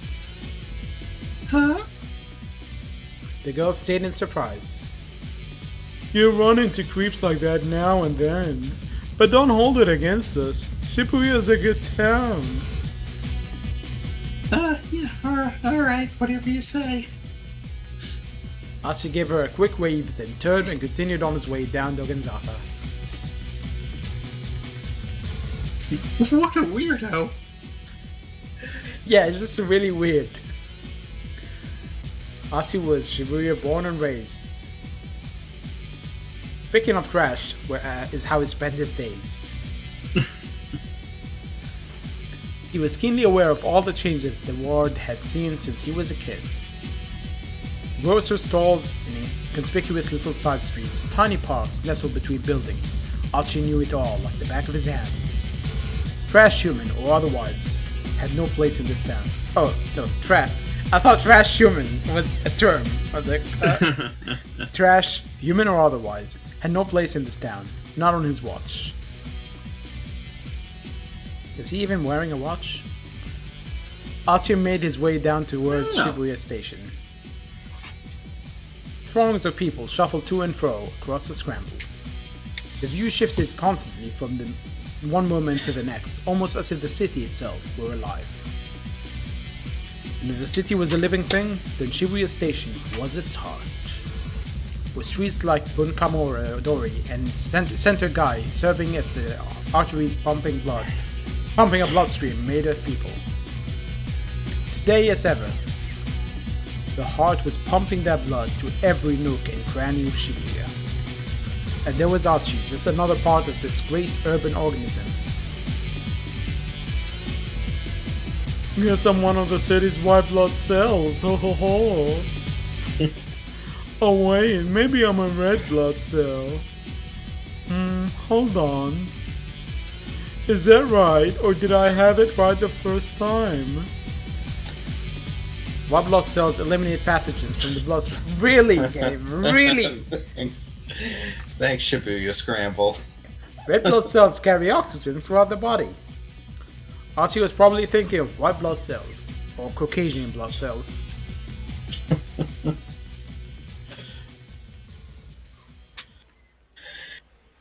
Emerging from his reverie, he noticed a rather conspicuous young woman standing by the statue of Hachiko outside Shibuya Station. Oh, she's totally my type. What does my type mean? To be up someone's alley, to be someone's cup of tea, or coffee if you're so inclined. I wonder if she's a model or a small-time actress or something. She's still staring into our soul. Into the depths of time and space. It looks She like stares she's waiting behind the for veil. someone. Probably another guy. Dang. I mean, he's not wrong. I mean, technically correct. Good looking as she was, there was no way she wasn't already taken. What kind of guy scored a girl like her? Probably the rich-ass CEO of an IT company or something. What the fuck? Dude, she's 19. Why do you assume she... Dude, Whatever. Crouched down to tie off the trash bag, he continued gazing wistfully at the girl. Then he noticed something peculiar. She was carrying an attaché case the kind a businessman might use. So a businesswoman might use. Or business person might use. It was a large case, and apparently so heavy that she was struggling to hold it despite using both hands. Well, choices again. You've reached a decision. Now remember. Let's have Archie not approach Hitomi. Use the D-pad to select an option, then press X. Now what kind of person makes a young lady lug around something heavy like that? Archie figured he'd offer to carry it for her. Or, but first, I gotta dump this trash. He looked around to see if there was a garbage bin nearby. Should we pick one just to see what happens again? I get the feeling they're just going to play the same scene as before. You think? To be honest with you. Yeah. Not gonna be the same scene from a different perspective?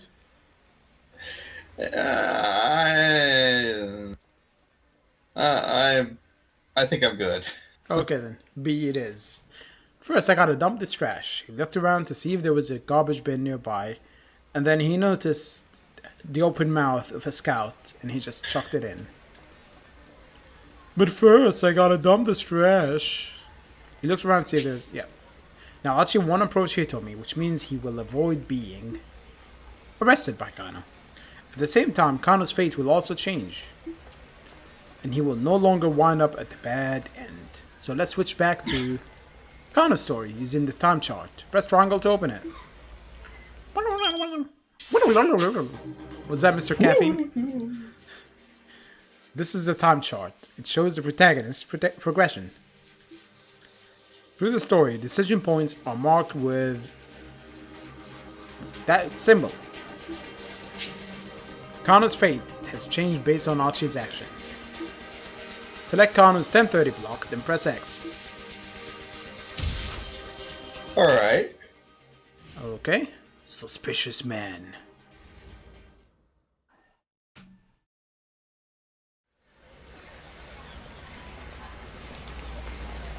I suppose you could call it that. Kano gave a wry chuckle at his partner's lack of shame. There he is!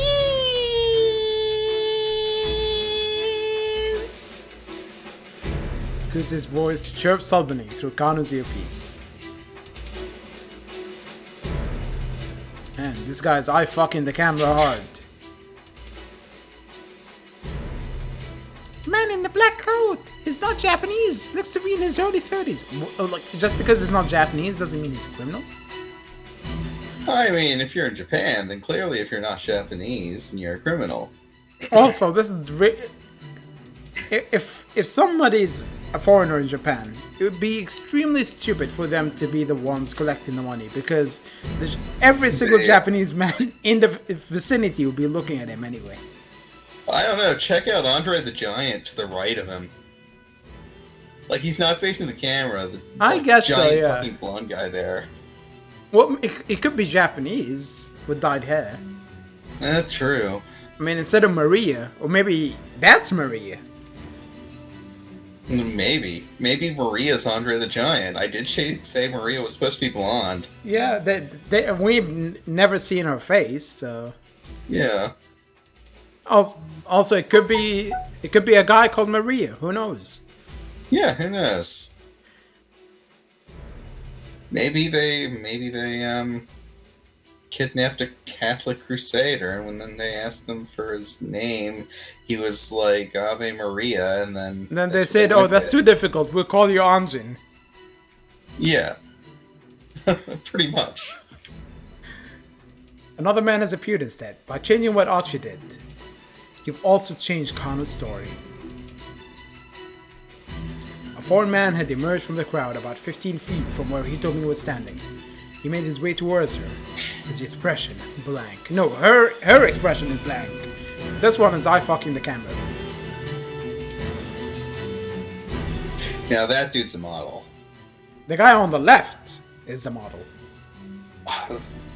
They're all fucking models here. He didn't match the description Hitomi had given them, but Kano felt a jolt of nerves all the same. Maybe the kidnapper was using an accomplice to snatch the ransom payment. In that case, why isn't he using a Japanese man who would blend in? Yeah.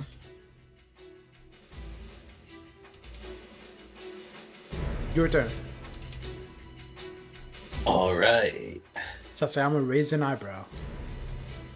This may be our guy. This was it. Kano swallowed the lump in his throat again. How much has Sasayama been saving up? A lot. He bent his knees, ready for action. Hasn't he already been getting some action? Blood rushed to his leg muscles, banishing the stiffness that had begun to take hold.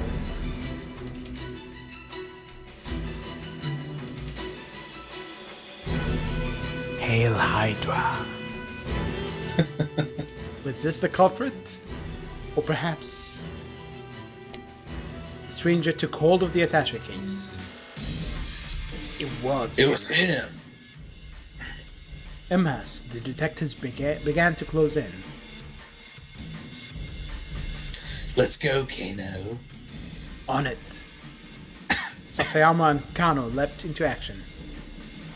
But they never expected what happened next. Find out on the next episode of...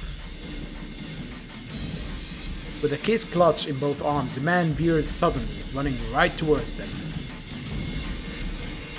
And then he gave it to them, saying, "Hey, I found this."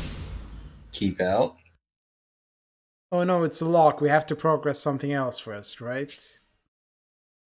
Shit. Yeah, I figured it's gonna happen. Any Japanese visual novel with branching stories will have this. I guess I was right when I said find out in the next episode. Kano's story I guess so. has suddenly hit a keep out. Keep out refers to a point in the story where your progress is currently stopped. In order to advance beyond the keep out, you need to jump from another protagonist story. At 10:30, Archie has a text. Young man in a suit, set as a red keyword. Checking these red keywords will allow you to jump from Archie's story back to Kano's. Now head back to Archie's story and keep an eye out for that key phrase. Try following the story from Archie at 10:30. Approach the girl? Question mark?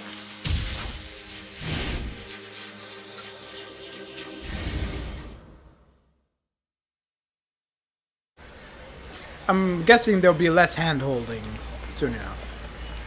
I'm pretty sure there will be. We select B again, right? I think so. Yeah.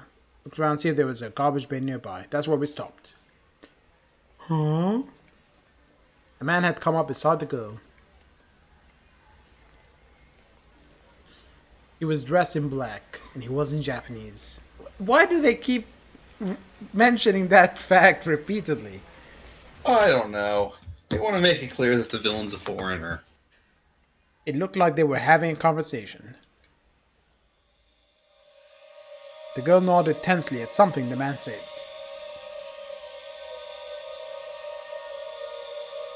Archie stared. Something tells me that's not her boyfriend. Why do you assume she has a boyfriend? She might be a lesbian. I don't know. The girl handed an attaché case over to the man. That's more like he grabbed her by the case. He took hold of it with his right hand and began walking briskly away. I thought they said he ran towards him. Whoa! A nearby homeless man suddenly leapt over Archie and broke into a run, as if he had been waiting for this very moment. What is a homeless man? I've never encountered a homeless man. Yuji Sasayama, detective of the Shibuya precinct, known as cosplay detective due to the strange outfits he wears while on stakeouts. He's partnered with Shinya Kano for the kidnapping investigation. Sprinting alongside him was a young man in a suit. Some words in the text appear in red. Red text denotes important keywords that let you jump between different protagonists. Okay. Stories. This allows you to shift between characters at specific points. This can also allow you to clear out the keep out in another character's story. Let you read on. Shouldn't be lets you read on. If you come across a red text, press square to underline it, then press X. A window will appear allowing you to jump from one protagonist to another at that point. Then press X to continue. the other character's story after the keep out. Give it a try. So we're zapping between characters now. Yep. By performing a jump from the screen, you can advance another protagonist story past the keep out. Why don't they just use that same screen where we swapped earlier? Why this? Why does he look like you're selecting him as a fighter in a fighting game? I don't know. It looks like they're about to fight each other. Round 1. Fight. Fight! Press X to confirm and jump over to Kano's story.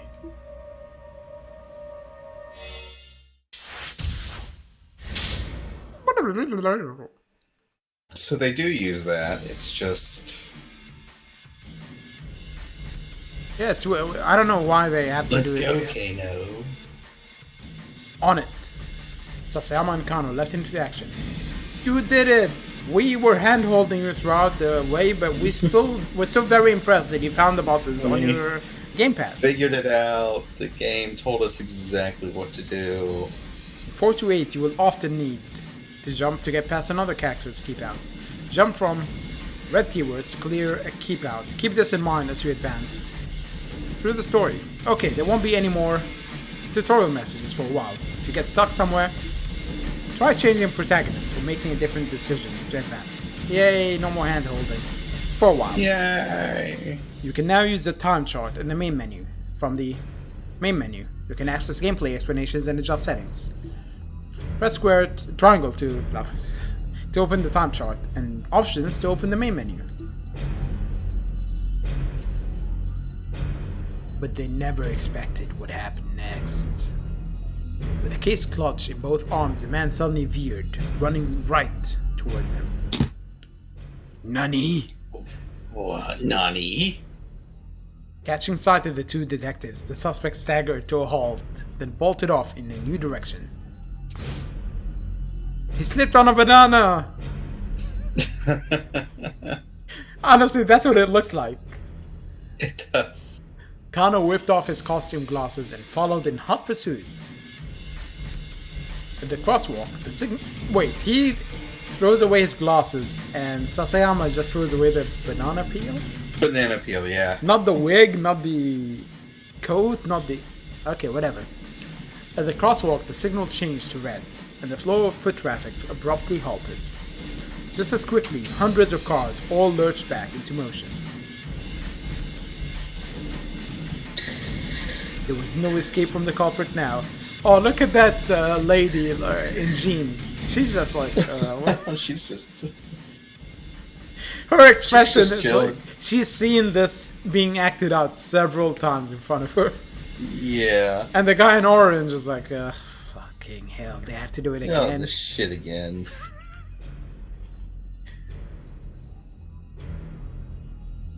Or so it appeared. The converging cops slowed their pace, confident the man was cornered. Then the foreigner barreled straight into the intersection, dodging between the oncoming cars, without any hesitation. The mob of detectives came to a halt, not eager to rush to their deaths along with him. Kano, however, remained in hot pursuit, charging into the traffic at the crossing.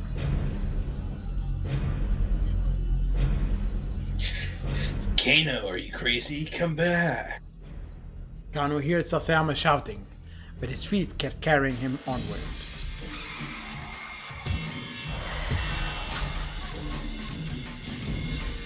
With shouts and sirens echoing all around him, Kano closed in on the foreigner. Just a little closer. Just a little closer and he'd be in tackling range. He leaned forward, preparing to pounce, his eyes fixed on the culprit's feet. It was now or never.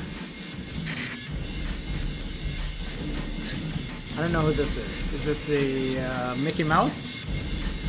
I think so. Kano, back off! Don't take him down! It was Kuze, shouting through Kano's earpiece. Huh? Kano hesitated in surprise.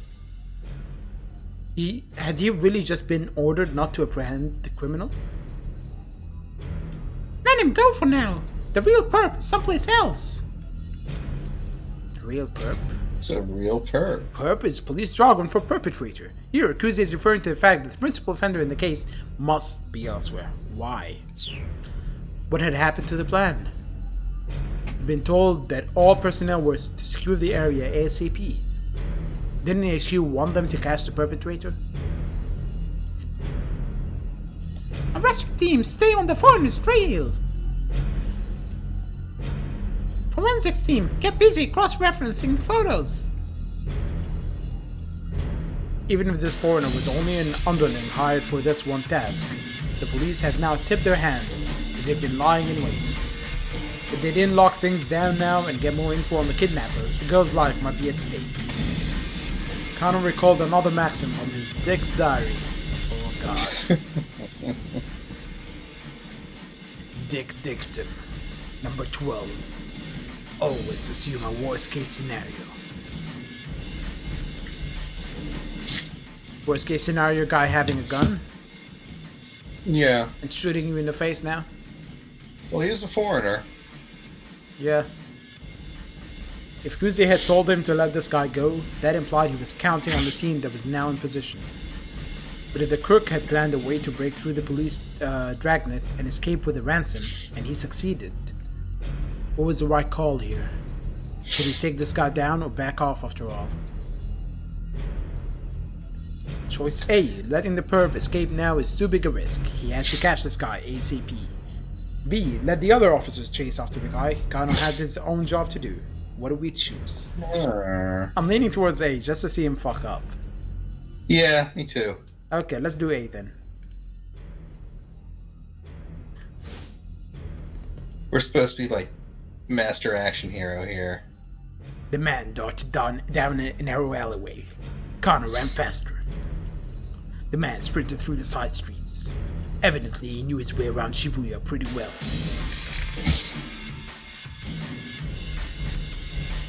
Hey, someone's taking Hitomi!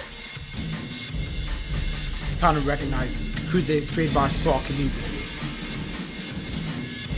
Subject is male. He appears to be carrying a gun. He's fleeing in the direction of Meiji Dori. So he does have a gun. Nani? Of course a gun is involved, because it's a foreigner. Kano could hardly believe it.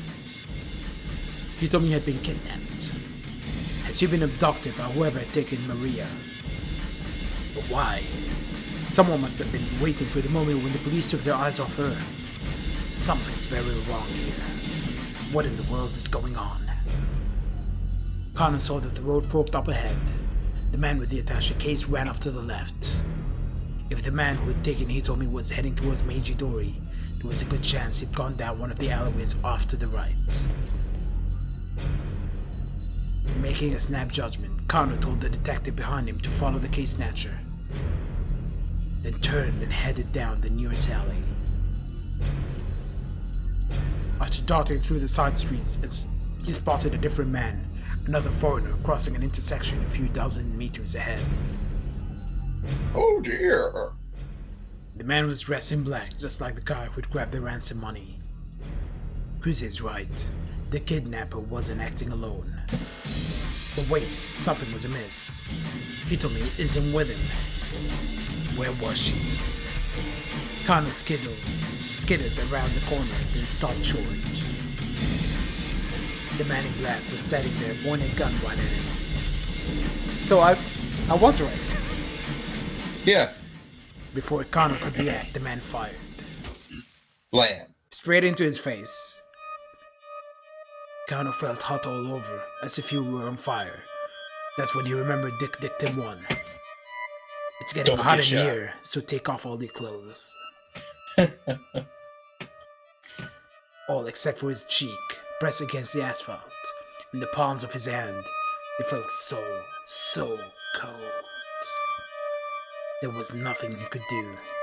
Nothing, that is, except lie there and watch his killer turn and walk away. Bad end. Alright, Four, so we shot died. by a foreigner. What do you... Shot by a foreigner? What the fuck, game? Like, imagine you go to a morgue and after the autopsy they go, oh, it's obvious the cause of death is being shot by a foreigner. The bullet, it was a foreign bullet. By trying to find the man who had taken Hitomi, Kano ran into a different criminal, and unfortunately for him, he got shot. If the criminal hadn't been able to get new Hitomi, he probably wouldn't have been taken. Have Archie make the choice to talk to Hitomi instead at 10:35. Okay, so should we? Do you want to go back and select not to pursue, or do you want to swap to Archie and talk to Hitomi? Let's see what happens if we don't pursue first. I get the feeling we're going to get shot again, but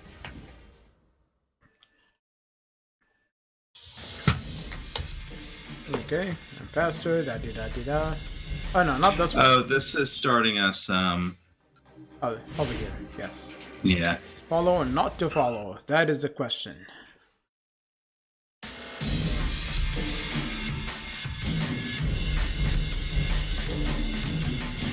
Yeah, let the other officers chase after the guy. Kano had his own job to do. Kuze's instructions had been clear. Let the other officers chase after the guy. Kano had his own job to do. He broke off his pursuit, pointing the next wave of detectives in the direction the foreigner had fled. Kano had almost gotten close enough to get a good look at the guy's face. What do you mean he didn't see the guy's face? Thought they were facing each other for quite a while. Yeah. But if Kuze had ordered him to let the guy go, well, his boss should know what he was doing. The perp was someone else's problem now.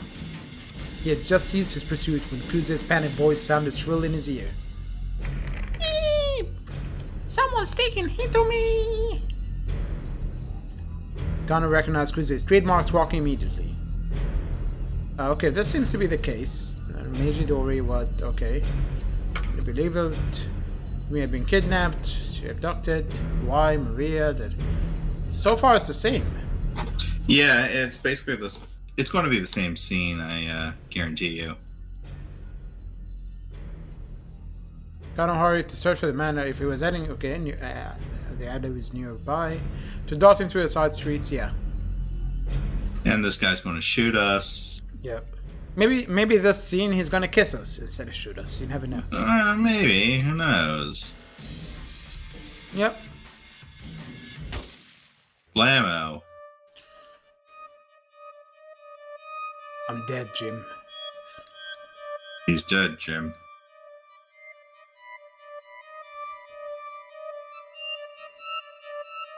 Bad end. Shot by foreigner again. Oh, we've already got the hint. Thanks. All right. 10:30. 5. They said. Here. So after we got knocked down, we talked to her, I guess. Yeah, and that's when we selected red, I think. Yeah. Then seemingly from everywhere, a whole bunch of other guys burst into motion. You know, I'm noticing in the background way more foreigners than Japan normally. Yeah, I was actually just thinking that. Like fucking Andre the Giant back there. First one. First one. Then Then another. another. A third, a fourth, a fifth. Over a dozen now. I thought he was gonna count until he gets to 50. What? What the heck? Clearly something big was going on down. Were they after the attaché case? Within moments, Archie lost sight of them all through the crowd. With that many people chasing him, the guy with the case was sure to get caught. Or somebody else will shoot one of the detectives chasing him, and then he will never be caught. But wait, there's more. What about that About the girl? girl? Why does she look happier now that the... She looks like a zombie. Archie turned back around. The girl was still there. She was staring in the direction that the man who had taken the case had gone, a worried expression on her face. Archie couldn't shake the feeling that something was very wrong. Maybe he should talk to her and ask what was going on. Another crazy day in Shibuya. They had to be shooting a scene from a film on location. It would probably be a mistake to intrude. I'm tempted to pick B just because. just to fill out the bad ends. Yeah. Pick B or A?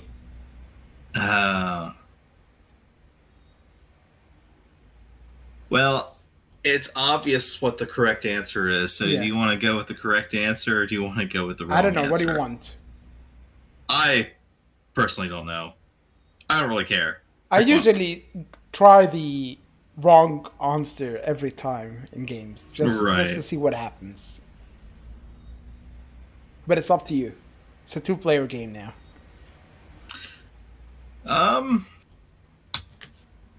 Let's progress the story, I think. Alright. Something was very wrong. He should talk to her and see what's going on. Just as he was making up his mind, a middle-aged man in a red... So it took him so long to make up his mind. What if he was walking away and then the man approached her? Then it wouldn't have mattered, would it? Yeah. But just as He's he was just laying there staring at her for like 5 minutes. Yeah. I mean, he was already staring at her before all of this happened. True. A middle-aged man in a ratty business suit shuffled awkwardly over to her at first.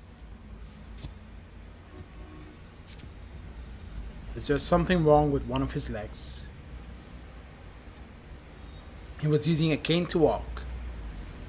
Man, that shoe is really too big for him. Yeah. One of his hands slipped into his jacket pocket. Archie could scarcely believe his eyes. It was a toy gun. A revolver? What is a revolver? Ocelot. Cold Detective Special. Detective.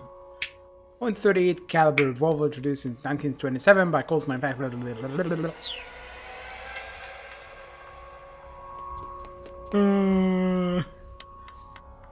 Suddenly, a young man came running through the crowd. Oh no. Is Kano going to get shot again? I hope so. Seeing him, the man with the cane turned on his heel and vanished in the scramble. Something big was going down. What is all this? The young man was closing in on the girl, his expression grim. The guy's up to no good. As she sprang into motion.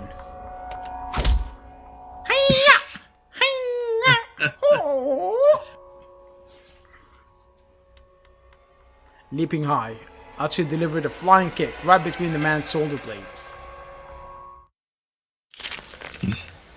Do we just fuck up Kano? Yep, we did. Yes, you did, Brett. The guy went down, but recovered surprisingly fast, spinning back to his feet to grapple with Archie. What the hell is your problem? You arrested me in another timeline. What the hell is your problem, man? Archie snapped. The two stood staring each other down as the crowd swirled around them. Let go of me.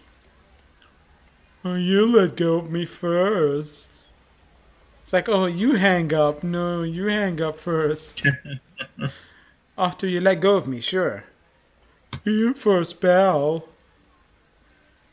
Don't you call me I'm pal, not your man. buddy guy.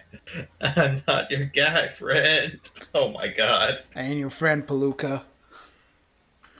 Don't call me man. pal. I'm not your friend, buddy. I'm not your buddy guy. I'm not your guy friend. That's pretty much it.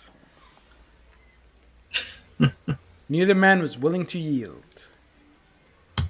Oh, now they're watching. And now they start cheering. If Yakuza has taught me anything, is that in Japan, if a fight breaks out, people will stand around to make sure no one runs away, because they just stand around and block your exit from a fight. Just enamored by the fight. Yeah. The The crowd had parted to avoid the scuffle. Passerbys were staring from all sides. Well, crap. Archie got a sudden sinking feeling. What the hell am I even doing? He jumped in over my head as usual. His anger melted away. He loosened his grip. Without further argument, the other man let go of Archie's jacket. What? Turning quickly away, the stranger hurried over to a statue of Hachiko, where he dropped to his knees, dejected. This man must be one of the worshippers of Hachiko. Again. It's like he's worshipping Hachiko. The girl who'd been standing there was nowhere to be seen. Maybe this was the guy she'd been waiting on. Waiting on? The guy was clearly upset that she was missing. Archie actually felt kinda bad for him. He decided it would be wise to leave while the guy's attention was elsewhere.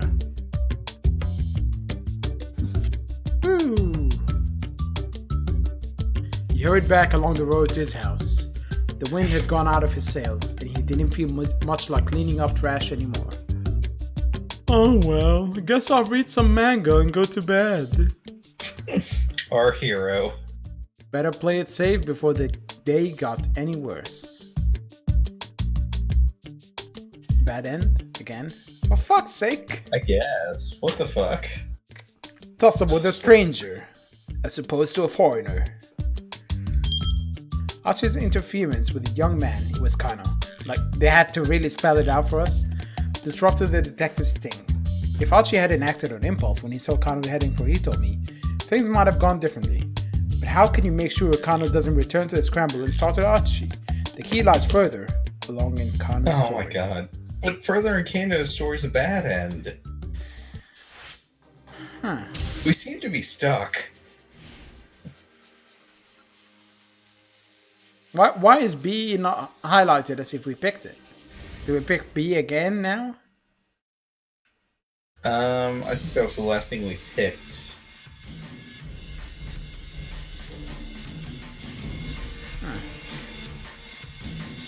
Let's see. We've already established that they have the same outcomes. Yeah, I mean, we picked B. But maybe since we picked to approach her there, it was different. Almost a good look at the guys. Yeah, we saw this.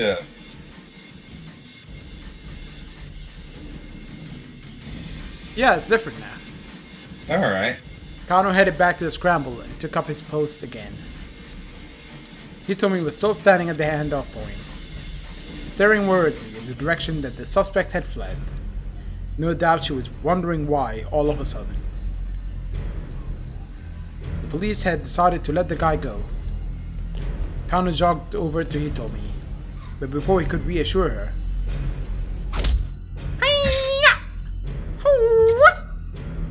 but we're still getting fucked up by Archie. You know, the developers actually hate the mocap guy for Kano, so they try and fit as many outcomes where he gets killed or kicked in the back. Fair enough. Sudden blow from behind sent him sprawling to the ground.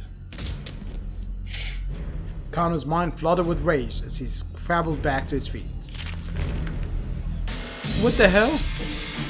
Ran around like grappling with a belligerent young man. What the hell is your problem? Okay, what the hell is your problem? Really? Let go of me first. You hang up, I hang up first. Yeah, fuck you.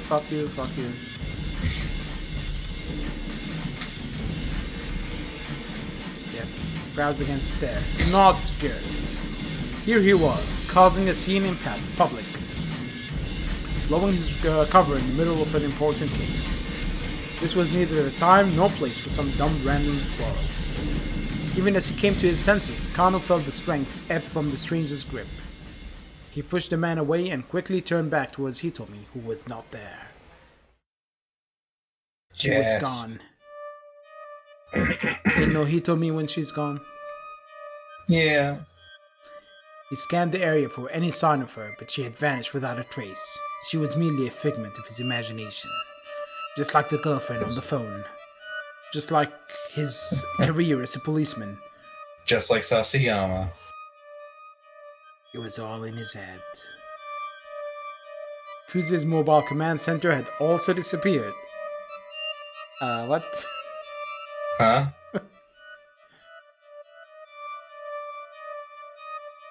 What did I miss? The blood drained from Kano's face. The investigation had left him utterly behind. There wasn't even any signal on his radio. They must have switched frequencies while he was caught up in the tussle. Kano turned back to confront the troublemaker. But there was no troublemaker at all. He was gone. He went home to read manga, man. And then suddenly it will show him in a psych ward. With and he's not in Shibuya.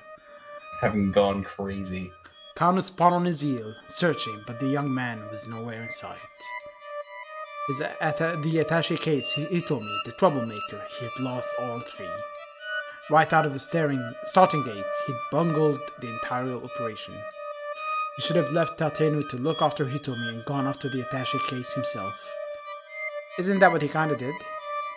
Yeah. What the hell was he doing? Kano felt his self-confidence ebbing away like water. Maybe it's time to move back to the sticks. Maybe Tokyo is too fast-paced for a screw-up like me. He had no idea what to do next, and so he just stood there, frozen, already drafting his letter of resignation in his head. Good end. Would be hilarious if it's a good end. At lost sight of the kidnapper. Hold on. probably The bad have end to- text this time, the letters didn't drop and the beat didn't fall to the side. Yeah. That's kind of odd, right? Well, he didn't get his ass kicked. Kano lost sight of Hitomi because of his scuffle with Archie Endo. If he had chased after the thief who took the attaché case, this probably wouldn't have happened. What the fuck, game? Make up your So mind. they want us to chase the guy and go get shot. Go back to Kano's So set that 30 way- timestamp and try making a different choice. This is exactly what we did earlier. So that way Archie, the true hero of this visual novel, can go save the girl.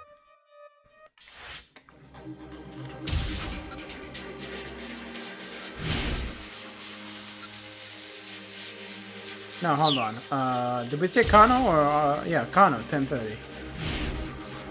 Yeah, we have to chase the But we did chase early, and we got a bad Suspect. end. yeah, but we also got a bad end for not chasing him. See, we picked both choices. We did pick both choices, but this is before we set the flag at in Archie's storyline. The man Kano ran faster. Man sprinted through the side streets. Evidently, he's ready.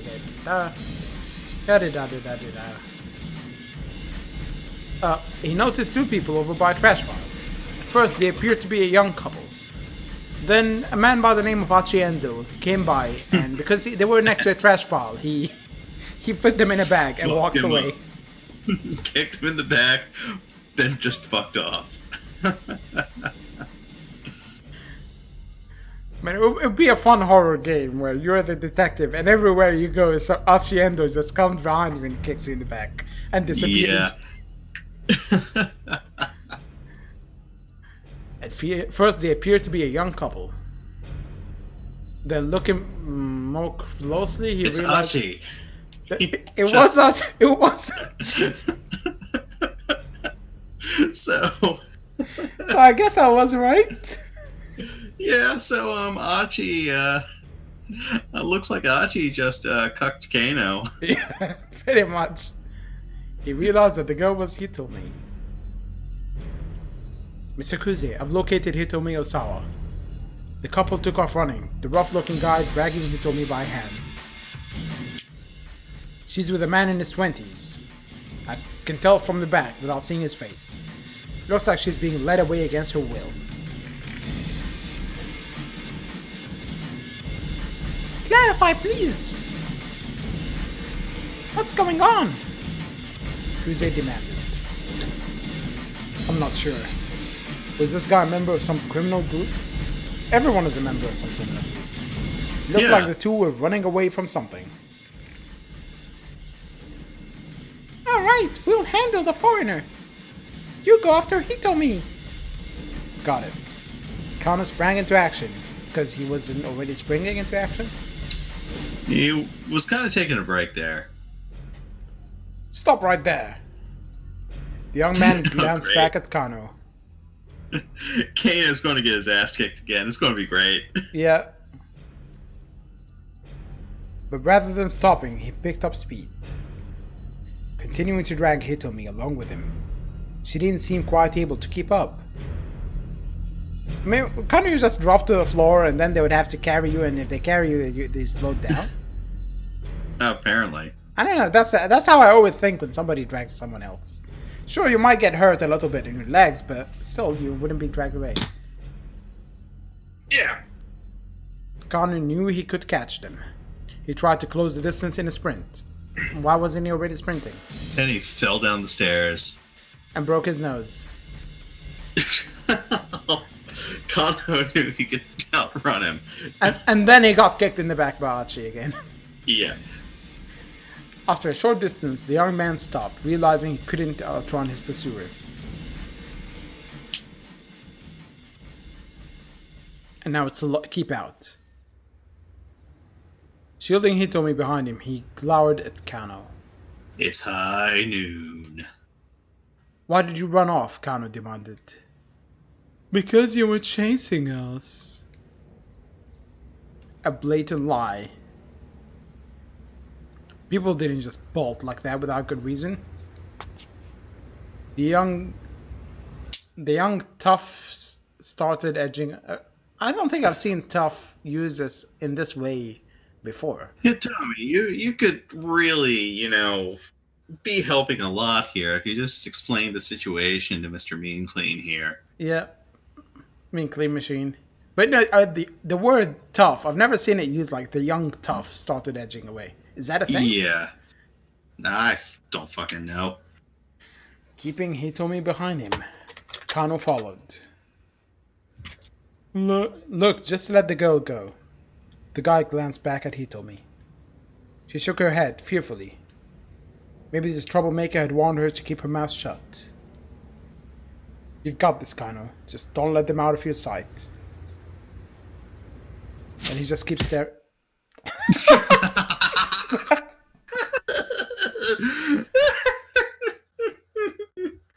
Yo, Kano fucking sucks. You know what? Now I'm thinking early in the game when they showed someone in a car tied up with a face covered, it might have been I think him. that was Kano. Yeah. A sudden blow to the top of his head left him staggering. His eyes spun as he reeled with vertigo. Oh no, the Dick diary. There was a flapping sound, and a vague black shape wheeled above him. Was that a crow?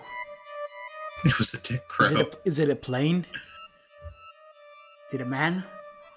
No, it's a flying dick diary. It's a book of dicks. It was the last thing Kano saw before his vision went dark. Did we die again? I don't know. Looks like it. We died again. Was that a crow? Caw, bang, fuck, I'm dead. Is that who Archie is meant to be? A crow reference? I guess. In the midst of chasing the man who snatched the attaché case, Kano happened across Hitomi and Archie. While confronting them, he suffered a blow to the head and was knocked out cold. But Archie only came this way because he thought it was the quickest way to escape with Hitomi. If he had gone for the police box instead, things might have gone differently. The key is what Archie does. Who is he, Doctor Who? At 10:35. Fucking hell. Okay, we're back to Archie 10:35. Was it? No. Is this it? I guess. Yeah, this one. What's the deal? I guess. I guess.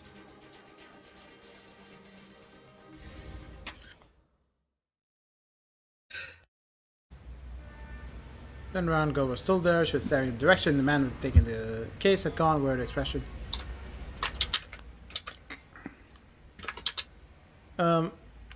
No, we try approaching her again.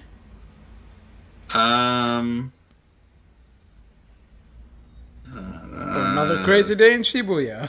Probably best to approach her, and then it'll give us another. Yeah, Fucking- maybe. Best I can think of. Oh, she couldn't shake the feeling that something was very wrong. We That should just loser's stop already her and ask running. what's going on. That loser's already running off to get shot. So. Yeah. But just as he was making up his mind, middle-aged man in ratty business suit. Yeah, okay. Was there something wrong with one of his legs? Yeah, da. You know, we're just gonna end up kicking Kano again. I fucking hope so. Revolver.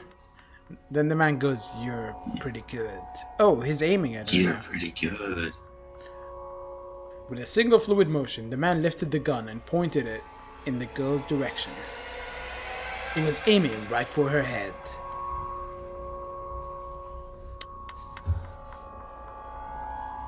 Nani? Huh? The girl had noticed the man with the cane now. Seeing the gun pointed right at her, she froze in fear. Archie didn't hesitate. He saw that a man was about to tackle the person with the revolver, and he kicked that man in the back. Breaking into a full run, he tackled the gunman with all his might. Caught off guard. Caught off guard. Caught off guard. Missing F. The man's fall to the pavement. Oh no, he's attacking a disabled man. But the would-be assassin kept hold of his weapon and quickly scrabbled back to his feet. Archie knew he had to act fast. He grabbed the ashen-faced girl by the pussy and attempted to drag her away. Dude, Archie's fucking awesome. Why are we even wasting our time? I don't know. Most of these bad ends are just Kano getting his ass kicked. Yep. Or other bad ends where Archie just goes home and Archie just goes home and like reads jerks manga. off or something. Yeah, exactly. This way, he shouted. She just stared at him, uncomprehending, trembling like a startled animal. Meanwhile, everyone else was looking, oh, it's just another shooting. Just another normal day in Shibuya. Yep. And then they go home and read manga. Come on, run. Finally, the girl snapped out of her daze and gave a fearful nod. Police box, let's go. Let's just get out of here. Which one should we go for? I kind of want to see. Kano get his ass kicked again. Okay, we'll see it from the other view. We might see who actually hit Kano in the back of the head. Let's just get out of We here. might. The would-be assassin was getting back to his feet. I mean, can't you just keep kicking him? The guy has a bad leg. One would think, but Archie grabbed the girl by the hand. Run.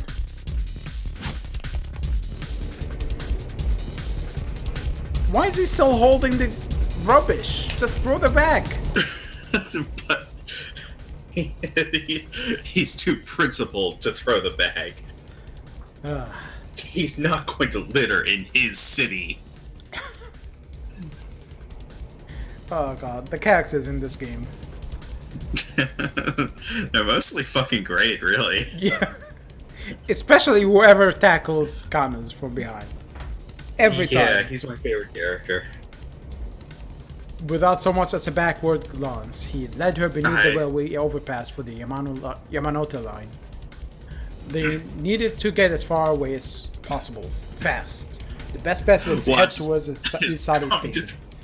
It's going to be a second Archie just giving him the old knee of justice again. Yeah. Because that's kind of there would be easier to run. You know, while they're running, they bump into Archie, who falls into the oncoming traffic and dies. Don't worry, you can trust me. never trust a person who says you can trust me. Yeah. Dragging the hesitant girl behind him, he took off through the crowd. Suddenly, why is she wearing heels for a ransom exchange? You gotta look your best when you're doing a drop off. Yeah. Suddenly it dawned on him that he still held the trash bag in the other hand. Exactly! You know this thing's gonna be a real pain in my ass. Is that what he does with the trash? I guess. I mean, I'm not judging. Hey, whatever he's into. Just stopping to throw it in a proper bin. Archie paused just long enough to toss the trash into a garbage bin as they passed by a park, then took off again.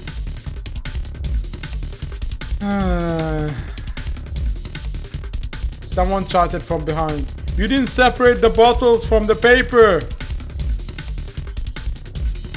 Stop right there. Archie looked back in alarm to see a stranger charging after them.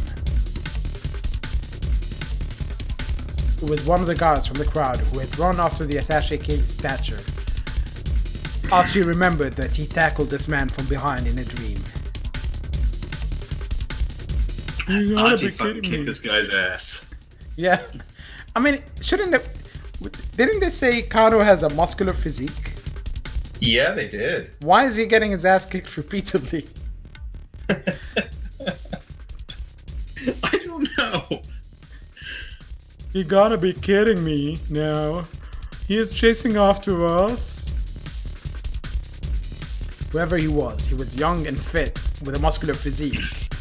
But he had a weakness between his shoulder blades. Yeah, I'd buy the Kano is like fit, but muscular. He's gaining fast. Realized the girl could never outrun this guy. Archie stopped abruptly. Archie kicked his ass, and Archie's like a twig. He could swing Hitomi as a weapon. Yeah. I mean, she has heels. The heels could easily pierce Kano's eyes. Yeah, true, but Hitomi's like 90 pounds. He can swing her around. Yeah, I'm just saying, she's light. Shielding her behind him, he turned to face the stranger.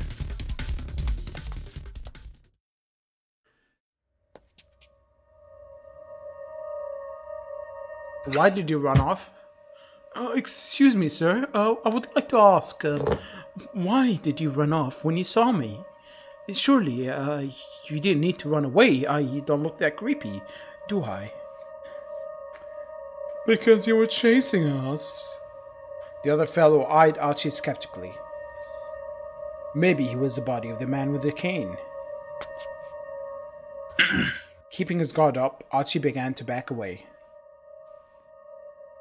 Look, just let the girl go. Oh, look, just let the girl go. The guy was acting like he knew her. Archie glanced back, but the girl only shook her head, wide-eyed.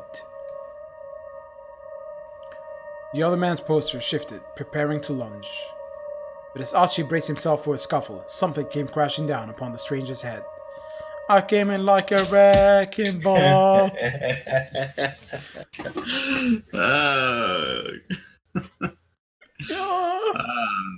Get fucked. His eyes wobbled and spun in their sockets, and he collapsed in a heap on the ground. And there, standing behind him,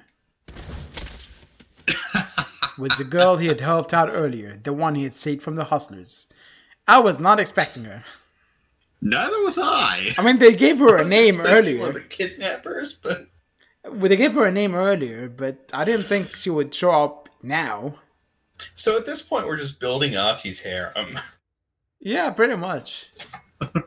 I mean, Kano will join it eventually. I mean, he is the damsel in all of this. Yeah, he's... Hey, why is the diary brown now?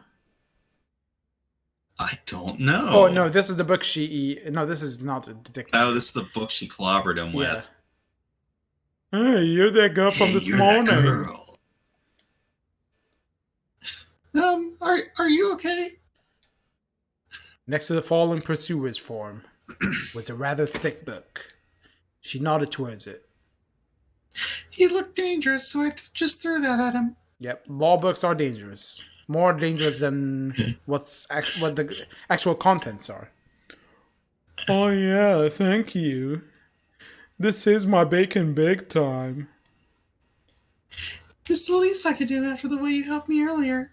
And you were a creep and amusing, so I decided to follow fucking you. Weirdo. She actually followed him? Wasn't she going to work at a cafe? Something like that. Sure thing. Oh, you should probably get out of here before that guy comes to. Like you said, it's probably dangerous. Right. Archie scooped up the heavy book and handed it to the girl, who promptly left the scene. Then Archie kicked the unconscious man yet again. Just do it for all time's sake, Archie. Now we better get out of here.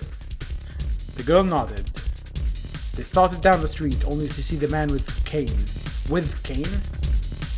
round the corner a few dozen meters ahead. This is not good. I love how Hitomi is very talkative. Yeah. The assassin had spotted them, and he hurried in the direction. This way. Archie led the girl into a nearby alleyway. But this way. Were you the one doing Hitomi, or was I? No, I think you were. But this way is a dead end. The girl said breathlessly. Like I said, just trust me. I'm only taking you into a dark alley. Nothing suspicious. Yeah, nothing's gonna happen. Stopping abruptly, Archie kicked down a wooden plank, covering a gap between two buildings. Wait, they ran away, yet a guy who was on the ground and happens to have a bad leg caught up with them? Apparently. Clearing a space that a person could fit through. See, we can get our way through here. In you go. The girl just stood there, looking terrified, realizing that she can't do shit with the high heels she's wearing. Tommy's just the worst in a crisis. Yeah. What's the matter? Archie asked. Come on, we gotta hurry. But I need to go to the toilet. Can you wait? She looked at him as if he, too, was about to pull a gun on her. He could hardly blame her. After all, he was just some random guy who had turned up out of nowhere. But this was no time for dawdling. The man with the cane appeared at the end of the alley. If they just stood there, he was going to catch them. Okay, sweetheart. Hear me out, he said in a rush. The name's Archie Endo. I live in the neighborhood, and I'm not the kind to stand idly by when a girl is being chased by some killer. So please, just trust me and I'll do my best to keep you safe. He hoped the look in his eyes could convince her he was being on the level. She looked at his eyes. They were bloodshot, and it's obvious he was on drugs. After a painfully long moment, the girl nodded her acceptance. Phew. Alright, let's start with the... Gunshot. Blam. Oh. Nope. They had paused beside an enormous stack of beverage crates. With a quick shove, Archie knocked the whole pile down, sending it cascading across the pursuer's path. Now that was a close call. The man with the cane was floundering, struggling to get past the fallen crates. My bad, man. Archie called out, mind cleaning that up for me?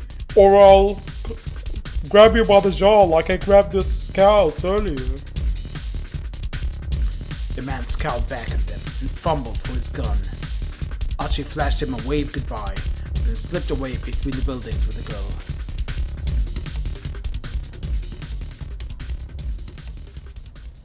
You know, we picked the wrong choice on purpose, and it wasn't the wrong choice. I thought I thought we picked the wrong choice. Yeah. But we seem to be going on with it. Yeah. Hurrying down a narrow alley, they emerged onto a side street lined with dive bars and clubs. Log Lady. LL. Assuming the man with the cane hadn't given up, he would probably lie in wait on the path back to the main road. Archie decided the best bet was to try and stay inconspicuous rather than risk getting caught on the move. Guess we can lie low here for a bit, he said. He led the girl to the entrance of a tiny old hostess club. She followed him reluctantly. And that's when he says, "Hey, I got the new girl. Weren't you guys looking for a new employee?" What's with this Resident Evil angle? Archie flicked the switch inside the front door, and a chintzy chandelier glowed to life. Wait, like, the place was shut, but he could still go in and... He sat the girl down on the small sofa beside the counter. She gave him a worried look. Why is she staring at his shoes, though? I don't know. Is she regretting her choice of footwear and thinking something like what he's wearing is more comfortable? I mean, heels aren't really running shoes. Archie felt a pang of embarrassment as he realized what she must be thinking. Oh no, don't get the wrong idea. I'm not gonna try any funny business. Usually what I try is not funny at all. Someone I know used to run this place. It's not in business anymore. So I figure we're safe here, despite the fact that it's not even locked. The girl chuckled at his evident discomfort. Okay. Alright. Alright then, she said. So, we're good? We're good. Oh, okay, well, good. Archie made a vague attempt to straighten his disheveled clothes.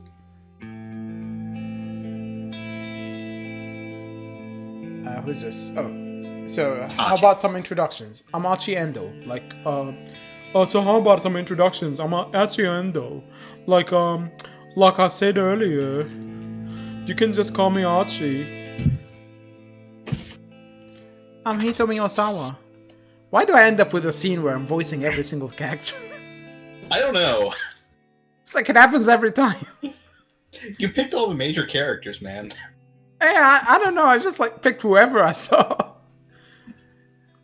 You picked Archie. You picked you picked Kano. You picked Hitomi. Yeah. Let's hope a couple of them die. So. We need Kano's partner to show back up. Yeah, exactly. That guy was useful because he let me rest for a little bit. And plus, Yeah. I'm reading all the in-between dialogue, so... I shot myself in the foot. Yeah, pretty much. You can call me Hitomi, I guess. With each new word out of Hitomi's mouth, Archie felt his heart sing. Dude, really? She was charming, personable, just about everything about her was captivating. Archie had never met another girl like her, and he made up his mind she is going to get into the bag with the rest of his collection. Archie? Whoa! Whoa! Pardon me, I need new pants. That boy ain't right. Is something the matter? You were spacing out there for a bit. Archie shook his head to dispel his daze. Damn it, this is no time to get all starry-eyed. He needed to think of some way to keep her safe from the guy who was after her. Look, can you tell me what the heck is going on? Please, I need to know if I'm gonna help you. Right, okay. I'm not really sure where to begin. Hitomi looked down, lost in thought. Apparently hers was a long story. You know what? You start voicing Hitomi. I'm taking. I'm not voicing it, Tommy. Don't look at me. I'm not looking at you. I can't look at you, so. No way. I'm already voicing one girl. Okay, so you're voicing I can't hit Archie. those high notes. So you're voicing Archie then.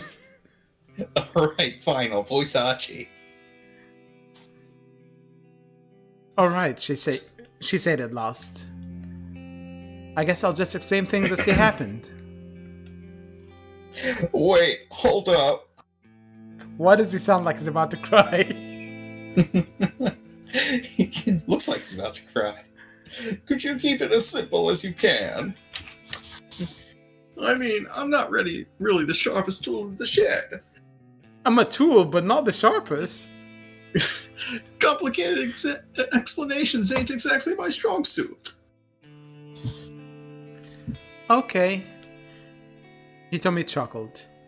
I'll try my best. She got comfortable and then started her story. Are they gonna tell us the story in detail or are they gonna skip? They're telling us the story in detail. So, last night, somebody abducted my sister. The kidnapper demanded, that I make the ransom handoff personally.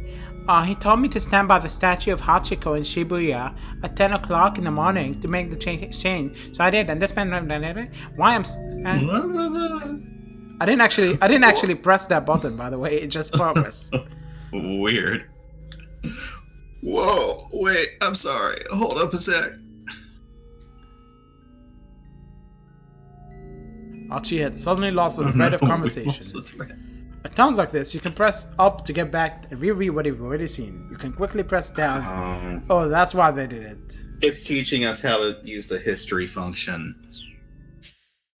Press up to go back and reread the sections you've already played through. To scroll ahead through the text you've already read. Press down when rewinding, advancing like this.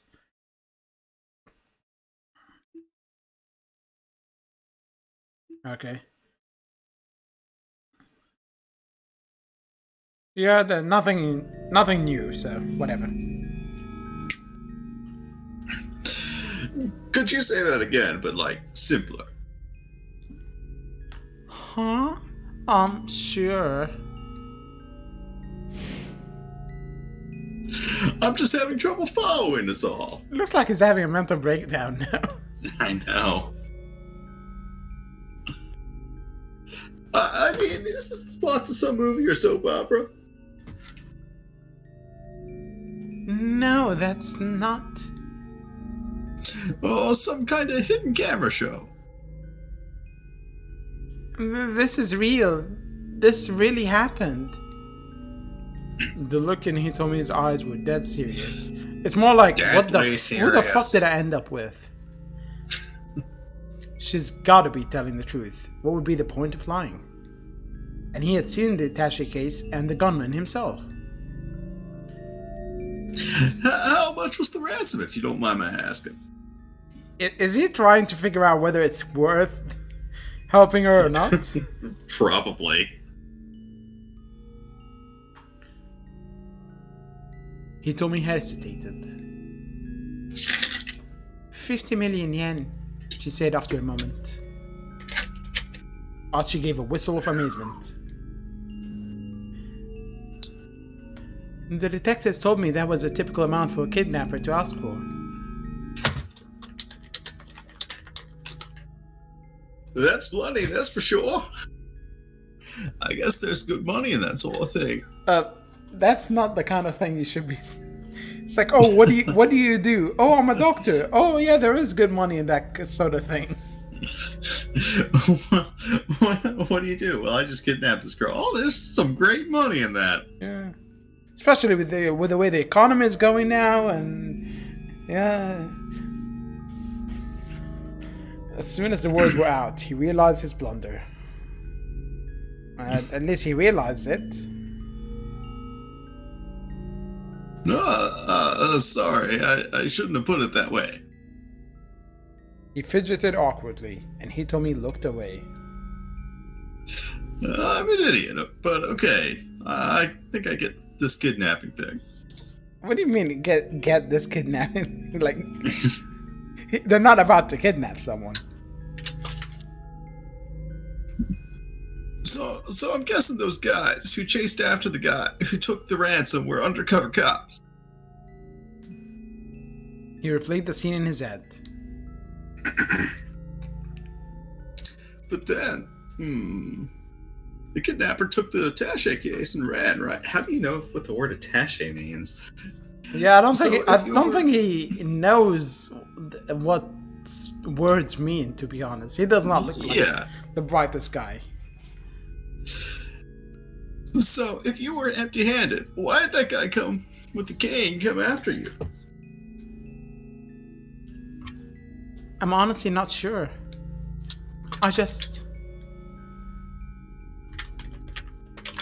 He told me his words trailed off. This was clearly difficult for her to talk about. Anyway, we should probably get you to the police as soon as we... And then the door opened. No, we can't do that. He told me his tone was resolute. I can't take this to the police. Why not? Because I arranged a kidnapping with my sister. Archie waited for an answer, but none came. After a long and awkward silence, she stood up from her seat. And she stabbed him. I really appreciate the help. But I should go now. She gave Archie a deep bow. No, hold on. What do you mean go? Go where? He hurried to intervene as she headed for the door.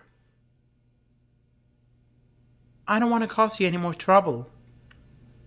I'll figure the rest out on my own, somehow. I said, hey, I said hold on.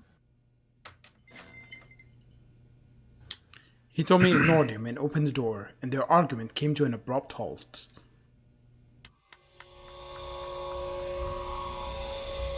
Now this is the Japanese guy who's holding the gun. Standing there was a man with a cane, his revolver in his hand.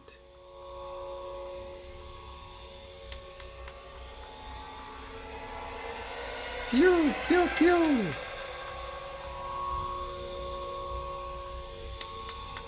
To be continued.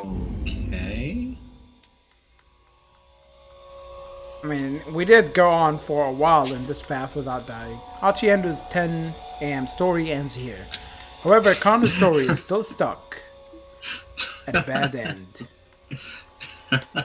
This is due to one of Archie's decisions. Go back to Archie's decision point at 10:35 and change the choice he makes in order to change Connor's fate. This way, Archie's choice can help someone else while his own story remains resolved. The key to getting all the characters through to the end is to go back and change choices for the characters that have already made it through the current hour of their story.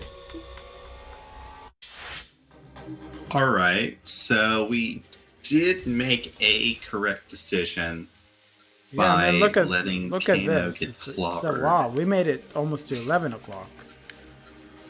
Yeah. Okay, I So I think it's this here, one, right? yeah. Yeah. Because after this, Kano is chasing us. Police box. Let's go. Oh, that's you. The police box. Let's go.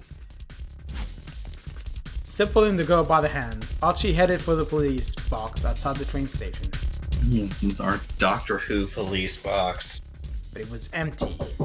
1 second. Yes. 1 second. One. Alright, I'll be right back.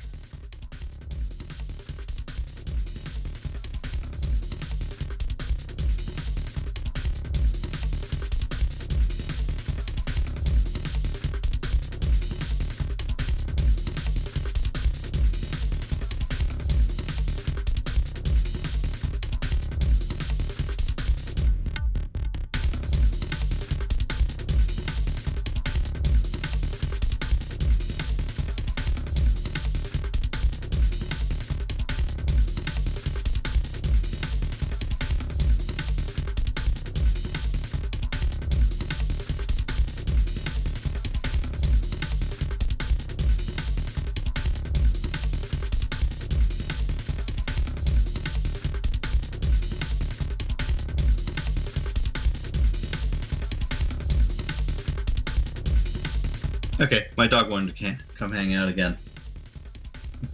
Is your dog gonna do a voice? Camaro, do you want to do a voice? No, she's just going back to licking her cone. Fair. But it was empty. There were always policemen staffing these things. Why did it have to be unmanned now? Archie flashed a worried glance behind him and saw the assassin in pursuit like a man possessed. Yikes! This is not good. There was nothing they could do but run. We're back here again! With the frightened girl in tow, Archie ran beneath the JR Yamanote line, railway overloop. That wasn't highlighted before. Railway loop line services Tokyo Metropolis. Typically the morning rush is quite intense. Stretch from Marina Station to...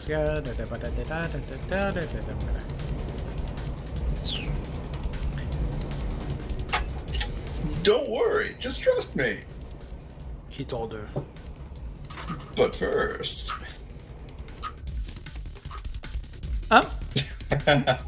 That's not what was done last time. They sped past the convenience store where an employee was cleaning up the sidewalk. Here, take this, will ya? Archie tossed over the bag of trash. Wait, what? So I get it. Because we didn't stop to throw the trash into a proper container and instead just threw it at some poor convenience store guy. Kano won't catch up to us, and then that means Kano doesn't get fucking owned by the girl we rescued. But then earlier. we did stop to check the police box, so... Yeah, but we went into a different direction, I think. Fair enough. They slipped through the crowd and into a nearby back alley. But this was a dead end, the girl said breathlessly. Like I said, just trust me. Hiya! Stopping abruptly. Alright, to be honest, I think we can just skip this part because it's going to be the same as Yeah, clearing space a person could fit through here. I expect her to start drooling one of the scenes. Yeah, really.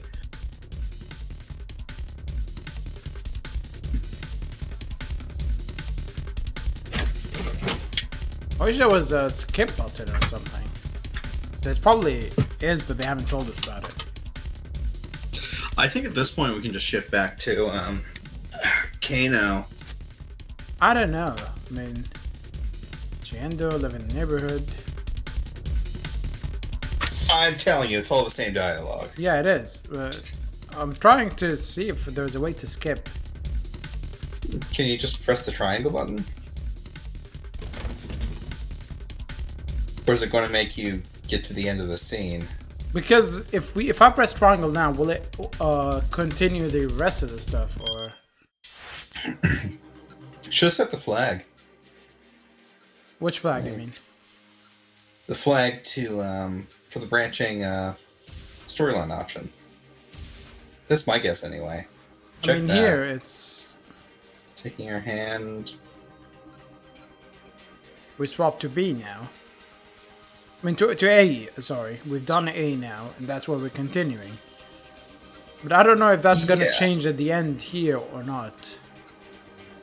I don't think it will because we actually completed Achi's storyline for this part. Should we Except go here for we're Taming the just Foreigner? pretending. I guess so. Here we're just pretending that Kano didn't get clobbered. Okay, ran faster, man sprinted, evidently his way around. Okay, that's new. The man shot out into a major thoroughfare, then bolted up a pedestrian bridge. We're chasing the foreigner instead of chasing Achi. Or instead of the man with the cane. Yeah. Just where the heck was this guy heading? Halfway across the bridge, the man stopped abruptly. Cautious, Kano stopped as well. The fuck is this grievous? He's not a model. He's not a model. At least not for toothpaste. I don't know. His hair is super nice. He could just be British. Height, roughly 190 cm. Age, 30s. I would have thought of 40s, but yeah, okay. Hair, dark brown. Clothing, all I black. don't know. He looks younger when he's not making that face. Yeah. A moment later, the man flashed a triumphant sneer, and he held up the attaché case. Before Kano could even yell, "Stop in the name of love!" it was already too late. He dropped. The man threw the attaché case down to the roadway below. No. Panicking, Kano peered over the railing. A man on a motorcycle was waiting beneath the bridge. I've been had. Kano bit his lip hard. Damn it. Kano sprinted back down the bridge. Hearing the bike's engine roar to life, he had to make it in time. Descending the stairs 4 at a time. 4 at a time, wow. He leapt toward the roadway, but the bike sped out of reach and rode away in the direction of Yoyogi, leaving Kano in its dust. Looking back up at the overpass, he saw the man who had thrown the attaché case running away. He handed the money off to someone else. He's currently on a motorcycle heading toward Yoyogi. His report to Kuze complete, Kano slumped down in dismay. The cops had played right into the criminal's hands. Now the crooks were getting away, and people's lives were in danger. Was there any greater failure for a policeman? Staring off into the distance where the man who had thrown the case had disappeared, Kano gritted his teeth as he imagined his letter of resignation. That's another fucking bad end. To be continued. Oh no, he's just tendering his resignation. Well, do we have Because he's another just being a character bitch. unlocked now? We gotta. You finished reading both character stories for the hour of 10 a.m. In 428, you'll make your way through all the protagonists' stories in parallel like this. Once everyone has reached the end of a given hour, the next hour can begin.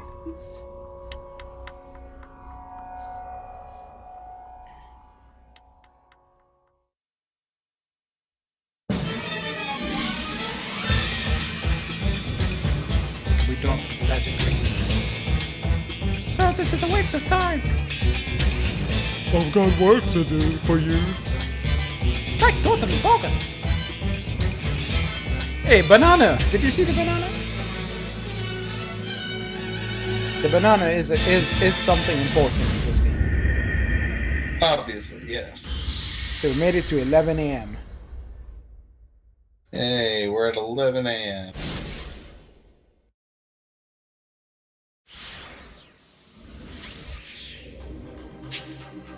The fuck? So this is the end of the tutorial for this part of the story. You can reread previous tutorial messages via the main menu. There's a lot of important info in there, so reread it closely. Now 428 has reached the 11 a.m. time block. You have 5 protagonists available. Whose story will you read first?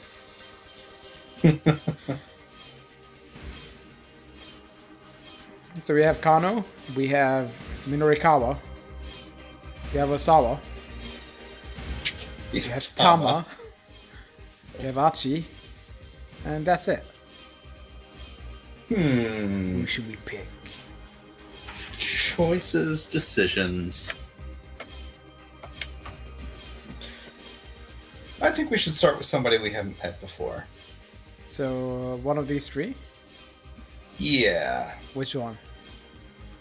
We know Sawa's somehow related to the kidnapped girl and just the girl that Achi's hooking up with.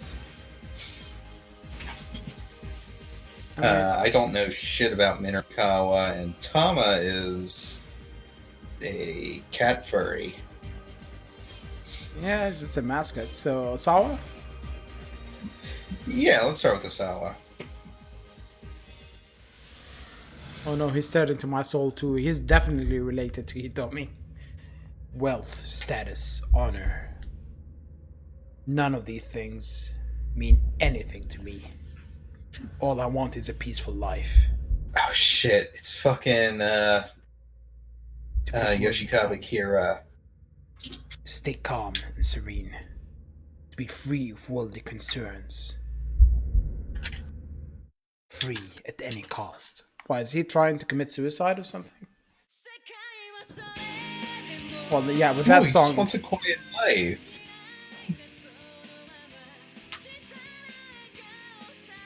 A cheery rhythm, pumped from the CD player set up against a sturdy wall. Study wall, not sturdy wall.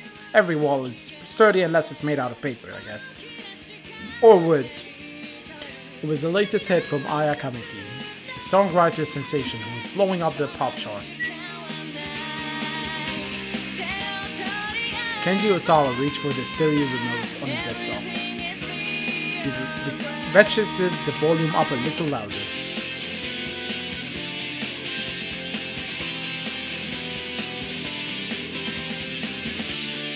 He looked like the sort of man who would be more interested in classical music, but in fact he was a huge fan of the girl rock popular with middle schoolers.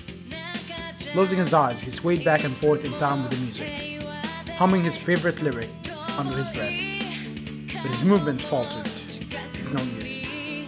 Aya's voice usually soothed whatever ailed him, but today even she couldn't help. Today Osawa was a complete wreck in both body and mind. Mounds of paperwork were scattered across the desktop in his study. You know, it speaks a lot when I read the word desktop and the first thing I think of is a computer. Yeah. Restricted, common term for a group of viruses. Oh no, viruses again. Oh shit. Diarrhea. A virus. Everything is a virus. All of it about viruses and vaccines. But they cause autism. Yeah. It had only been a week since he'd returned from a business trip to his company's branch office in the US, and he was slated to go back in another week's time. There was a truly staggering amount of work he needed to get through while he was at home. He picked up one of the papers, glanced at it aimlessly, then tossed it back onto the desk. Slumping back in his chair, he let out a long, deep sigh. He was in no mental state to work right now. A faint knock at the door barely roused him from his torpor. Director, may I come in? It was his vice director, Mamoru Tanaka. Should I do his voice or should you? Up to you. Why don't you do it? Sure, the door's Third open. character.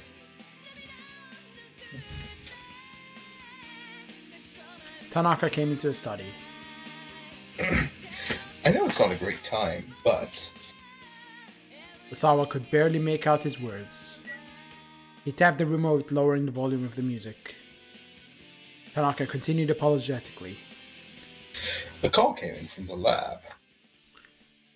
They're hoping for a response to the email they sent yesterday. I'm sure they don't need it today. Apparently they do need an answer as soon as possible, sir. I did ask them to give you some more time, but... I see. Osawa said wearily. Alright then. Tanaka dipped his head slightly and slipped out of the room.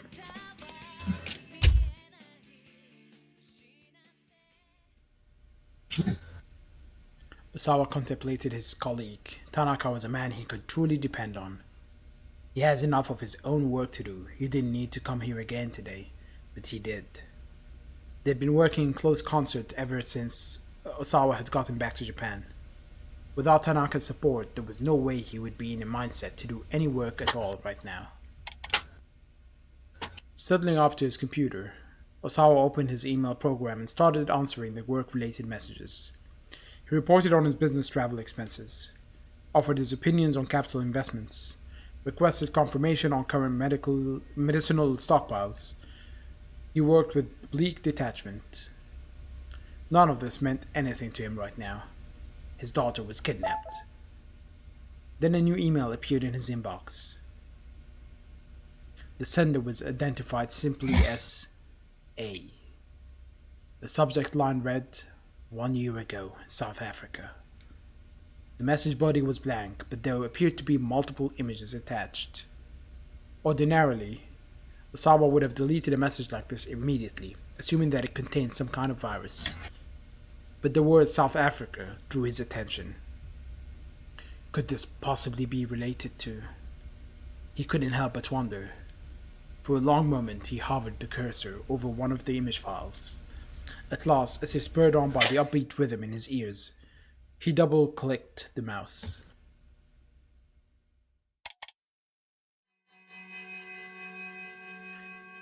What is this? The grainy photograph showed a large room with a dozen or so people laid out in beds. These don't look like beds, they look like body bags. Yeah. It appeared to be some sort of medical ward. Osawa felt a strange flutter in his chest. He quickly opened another image. This one showed a close-up of one of the patients in his bed. Large red blotches covered his face. A large volume of blood appeared to be dripping from his ears and nostrils. A cold shudder ran up Osawa's spine. What the hell? These symptoms. Osawa opened up the remaining image files. Each new picture showed another of the patients. They all appeared to be teetering on the brink of death.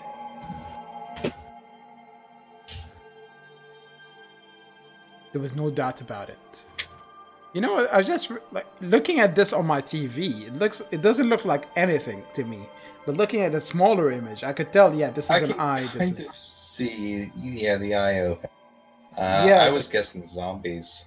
It's really weird. On a smaller image, I could tell what it is right away, but on a bigger screen, it just looks like nothing. Yeah. There was no doubt about it. These people were infected with Radical 6, the UA virus. The Black Scrawl. COVID-19. The UA virus belongs to a family Filoviridae, genus Wallachyvirus, or virus? I don't know. It is a member of the same family as the Ebola virus and causes UA virus fulminant hemorrhagic fever. It is capable of airborne transmission, although an infected individual cannot pass on the infection before symptoms manifest. The U.S. Centers for Disease Control and Prevention, CDC, which has been defunded by Donald Trump, have assigned the virus to Risk Group 4, the classification for the most dangerous infectious agents. Oh no, we're going to Resident Evil territory now. If we only had something that would, an organization that was specifically designed to deal with this. Oh, wait. But how? Questions tumbled through Osawa's mind. His fingers tapped out a quick message. He doubted he'd get a response, but he might as well try. Who are you? Where are these images from?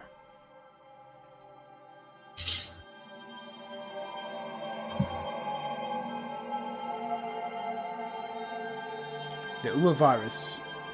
Why is this? Virus is roughly 90 nanometer to 110 nanometer in diameter and 500 nanometer, 700 because pronounced sickle-like shape. It is sometimes known as the sickle of death. Possesses a viral. So it's Lou Gehrig's disease. I don't know.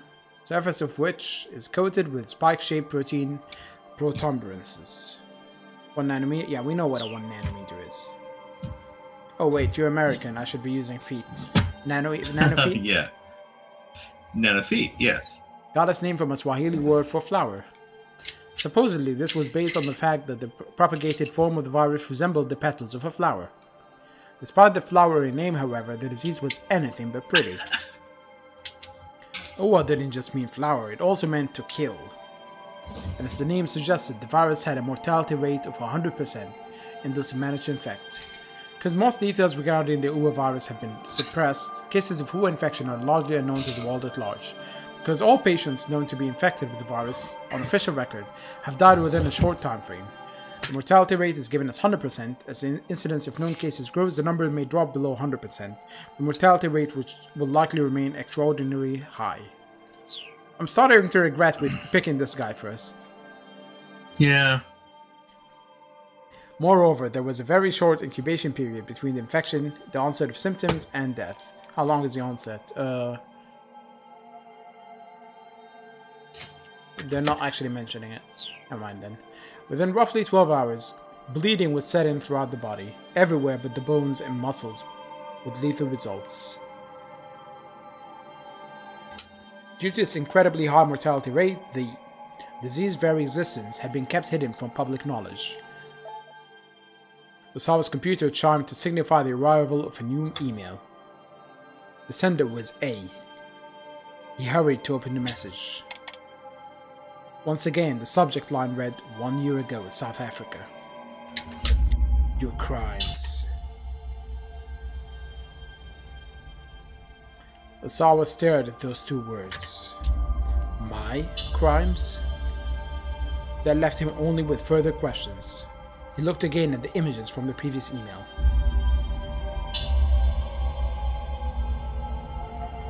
What makes any of this my crimes? He could see that the patient's bleeding was severe. He estimated that several hours had passed since the onset of the disease. It wouldn't be long before their lives were cut short. To feel that agony, that suffering, and then to perish. Am I to blame for that?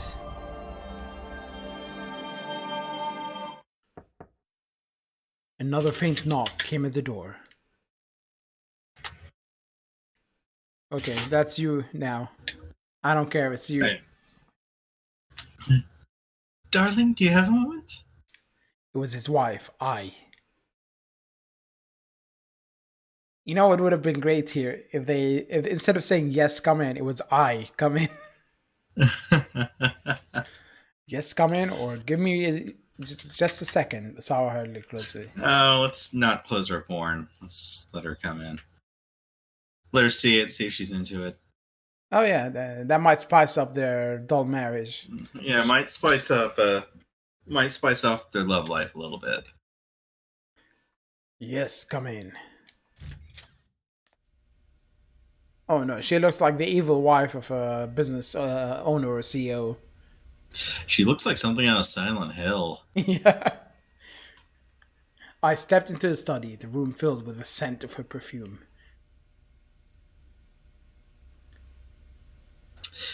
Have you reconsidered the whole America thing?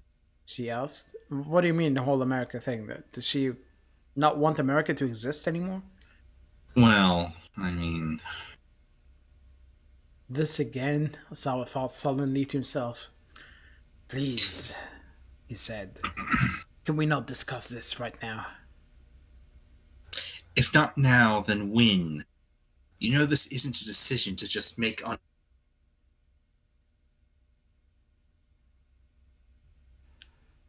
On his latest business trip, a major American pharmaceutical firm had attempted to headhunt him, asking him to join them and be among the top researchers in the world. The money and prestige held no interest for him, and he was reluctant to turn his back on Okoshi Pharmaceutical after his many years of service. The pharmaceutical company for which Kenji Osawa works, major corporation with a solid sales network, holds patents for several medications, labor 7,000 people, 600 researchers. Nonetheless, he was intrigued by the offer. It would mean the chance to conduct his virus research in a much better funded environment. Taking the job would necessitate relocating to the US, however. When he had mentioned the possibility of him emigrating to Ai, she had shot the idea down on the spot. Her opposition was understandable. Ai's father, Suguru Makino, was a member of the Okoshi Pharmaceuticals board of directors. No way was he going to let Osawa jump ship to another company. Freaky. Darling, please. I drew in closer to him. Think about it from my perspective. If you leave for America, what am I supposed to tell my father? Tell him I left? He'd gotten so used to it, that grating whine of hers. Have you considered what might happen to Okoshi if you leave, dear? We can discuss this once all this is finished. Osawa kept his voice as level as he could. You do remember your director, right? I said. You have I didn't say it. responsibility. She said it, but I said. Uh, yeah, I get you. Stop thinking about yourself so much. I turned and departed. Not me again, but with a sour look. Should we take a break? Yeah, I think so. And it's been about 2 hours since our last break. I usually take a break every 2 hours. Yeah. Oh, there's a bad ending list. Nah, I'm not gonna look at it because that might end up spoiling. Yeah. So yeah, let's take a few minutes break, stretch our legs, grab a drink, do whatever, and then come back. Okay. Alright. Sounds like a plan.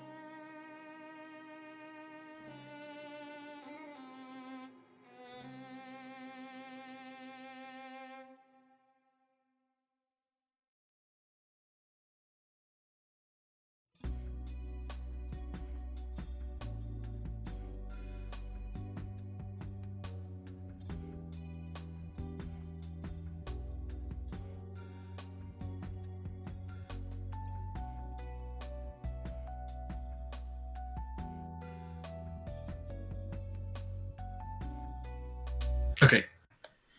Okay, guys, I think we're actually going to call it here instead of continuing after the break. We will continue this, in 4 months' time? Probably sooner than that. Yeah, maybe. I mean, now that I know that it's a prequel to an anime I like, then we're going to do it sooner than that, I think. Yeah, well, whenever you're free. I'm kind of flexible with my schedule, so we'll see. I'm pretty flexible myself right now. Yeah, with the whole lockdown, everyone is flexible. Yeah, pretty much. Okay, then, guys, thanks for tuning in, and we'll catch you next time, whenever that is, I guess. Yep. Take care, guys.